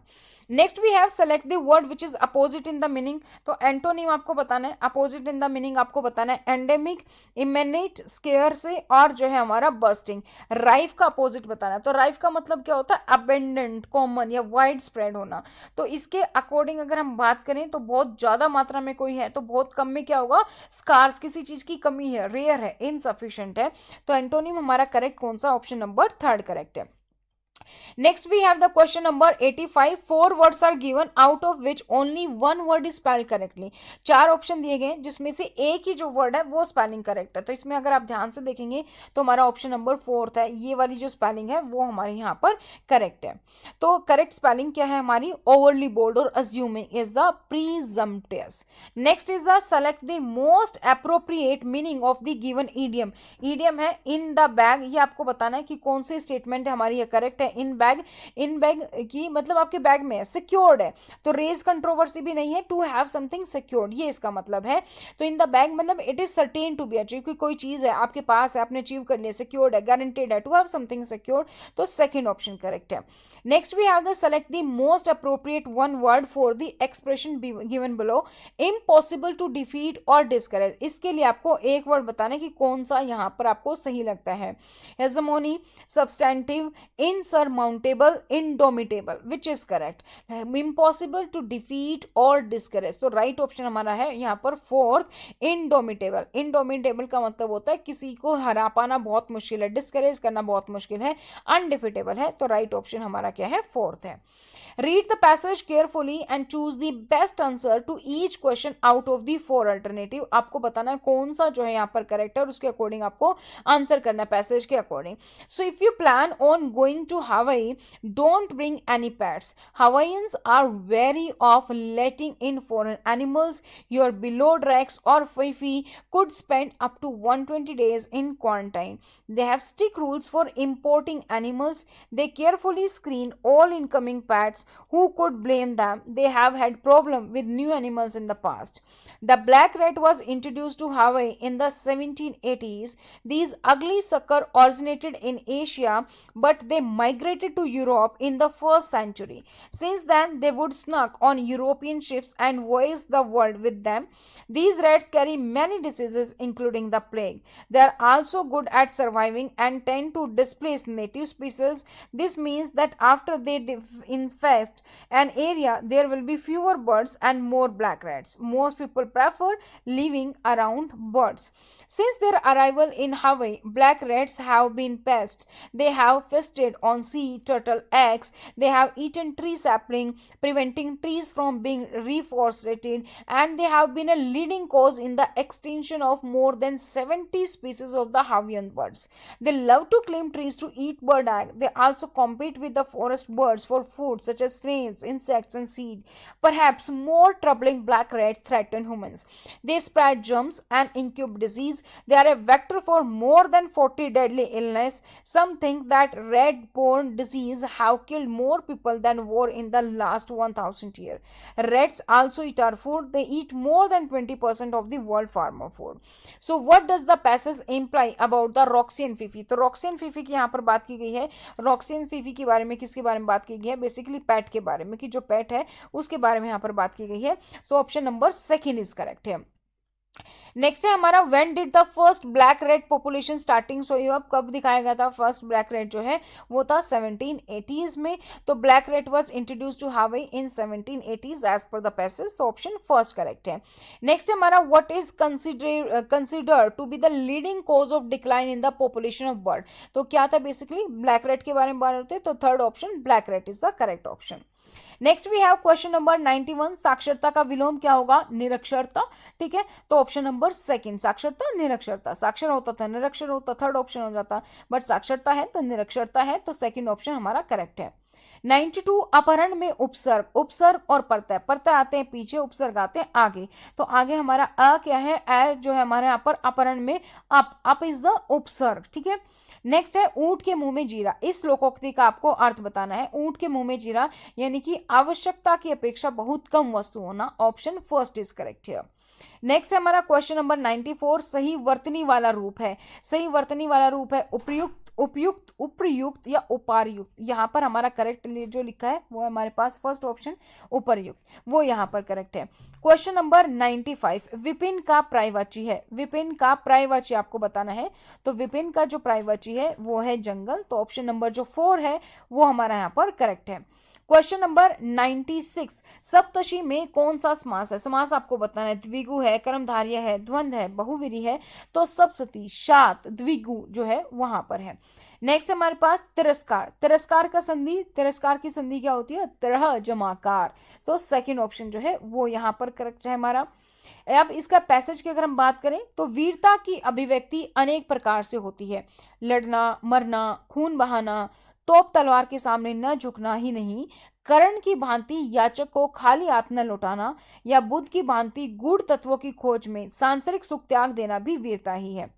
वीरता तो एक अतः प्रेरणा है। वीरता देश काल के अनुसार संसार में जब भी प्रकट हुई तभी अपना एक नया रूप लेकर आई और लोगों को चकित कर गई।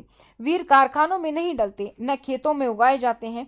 वे तो देवदार के वृक्ष के समान जीवन रूपी वन में स्वयं उगते हैं, बिना किसी के पानी दिए, बिना किसी के दूध पिलाए बढ़ते हैं। वीर का दिल सबका दिल और उसके विचार सबके विचार होते हैं। उसके संकल्प सबके संकल्प हो जाते हैं। औरतों और समाज का हृदय वीर के हृदय में धड़कता है। तो क्वेश्चन नंबर 98, वीरता के प्रकार हैं। तो वीरता के प्रकार हैं लड़ाई भी, याचक को खाली हाथ ना जाने देना वो भी, ज्ञान की खोज में संसार त्याग करना वो भी। सो ऑप्शन नंबर 4 करेक्ट है। क्वेश्चन नंबर 9, वीर कहाँ उत्पन्न होते हैं? वे देवदार के वृक्ष के समान खुद उगते हैं और बड़े होते हैं। तो स्वयं उगते हैं और बड़े होते हैं। ऑप्शन नंबर फर्स्ट जो है वो यहाँ पर करेक्ट है।